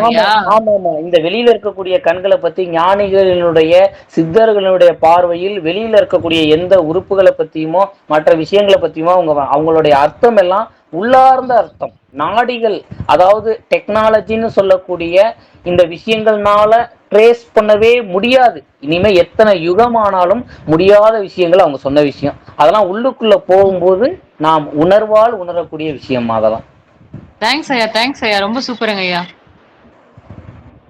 இது எல்லாத்துக்குமே புரியுங்கம்மா. நாம சொன்ன மெத்தடில் ஜெபம் பண்ணி சித்த வேதம் படிங்க. ரெண்டாவது, சித்த வேதம் படிக்கிறதுக்கு முன்னாடி ஒரு சின்ன பிரார்த்தனை. அப்பா, நீங்க வந்து ஞானத்துல சத்தியமா இருந்து இந்த புத்தகத்தை எழுதியிருக்கீங்க, அந்த சத்தியம் எங்களுக்கும் புரியணும் அப்படின்னு சொல்லிட்டு நீங்க சின்னதா ப்ரேயர் பண்ணிட்டு சித்த வேதம் படிக்க ஆரம்பிச்சீங்கன்னா அவங்க கூடவே இருந்து உங்களுக்குள்ளாரே இருந்து உங்களுக்கு புரிய வைப்பாங்கம்மா. சரிங்க ஐயா, ரொம்ப நன்றிங்க. நான் ஃபாலோ பண்றேங்க ஐயா. சரிங்கம்மா. ஐயா, ஆத்ம சகோதர சகோதரிகள் வேற ஏதாவது கேள்விகள் இருந்தால் கேட்கலாம். ஸோ இந்த பெண்களுக்கு இடஒதுக்கீடு பத்தின எனக்கு ஒரு சின்ன ஒரு புரிதல் இருக்குது. நான் சொல்றேன். நான் அது நீங்க சொல்றது சரியா இருக்கும் வாய்ப்புகள் இருக்குது. அது என்ன அப்படின்னா அவங்களுக்கு மானாபிமானம் வந்து அதிகமா இருக்குது. நம்மளை விட அவங்களுக்கு அந்த மானாபிமானம் அதிகம், அகங்காரம் அதிகம். ஸோ எல்லா இடத்துலயுமே அவங்க ரொம்ப எக்ஸ்ட்ரீமா இருக்கக்கூடியவங்க. உணர்வுகள் ரீதியாக தைரியமும் அப்படிதான். நம்ம ஆண்களை விட அவங்களுக்கு இன்னும் அதிகமாவே இருக்கும்.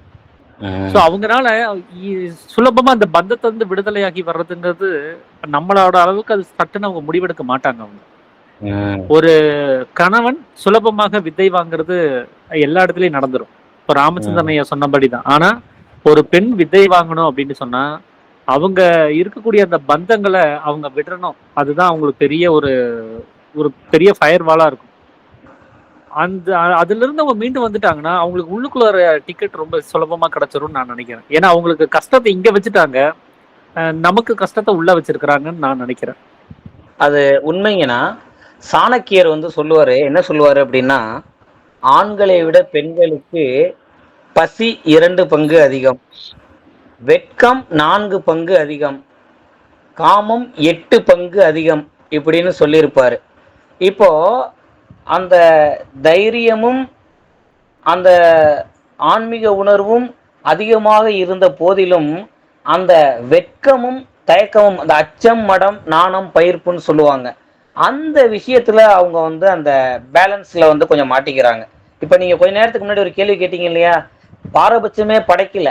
நமக்கு ஒரு பக்கம் ஆண்கள்னு சொல்லக்கூடியவங்களுக்கு என்று அபிமானிப்பவர்களுக்கு ஒரு ரீதியாகவும், பெண்கள் என்று அபிமானிப்பவர்களுக்கு ஒரு ரீதியாகவும் வச்சுட்டாரு. இப்போ எல்லா இடத்துலையுமே அந்த ரேஷியோ வந்து பேலன்ஸ் ஆகுது. நீங்க சொல்ற மாதிரி அவங்களுக்கு அந்த தைரியம் அதிகமாக இருந்தாலும் வெட்கம் ஆண்களை விட பெண்களுக்கு அதிகம். அந்த தயக்கத்தின் காரணமாக தான் அவங்க பின்னோக்கி போகக்கூடிய ஒரு சூழ்நிலை இருக்குதே தவிர படைப்பில் எல்லோரும் சமம். அந்த மனம் ஒடுங்கும் போது மனிதர் ஆகிவிடலாம். அதுதாங்க நான் உண்மை. இன்னொன்னு, இந்த வித்தியாசம் கூட படைப்புனால வந்திருக்கிறதுக்கு வாய்ப்பு இல்லைன்னு நினைக்கிறேன். இந்த சமுதாயத்துல நாம உண்டாக்கி வச்சிருக்கக்கூடிய கட்டமைப்புனால வந்ததா இருக்கும். அதனாலதான் அவங்க அந்த மாதிரி வழி நடத்தப்பட்டதாகவும் நாம வேறு விதமாக நடத்தப்படுறதாகவும் நான் புரிஞ்சுக்கிறேன். படைக்கிறது ஒன்னாவே படைச்சிருக்கலாம். ஆனா இங்க சமுதாயத்தினுடைய கட்டமைப்பு அவங்களுக்கு தனியா நமக்கு தனியான 2 விதமா இருந்தது. ஒரே மாதிரி 2 பேருமே பாக்குற மனநிலைமைலாம் நீங்க சொல்ற ஆதி காலத்துல கிடையாது.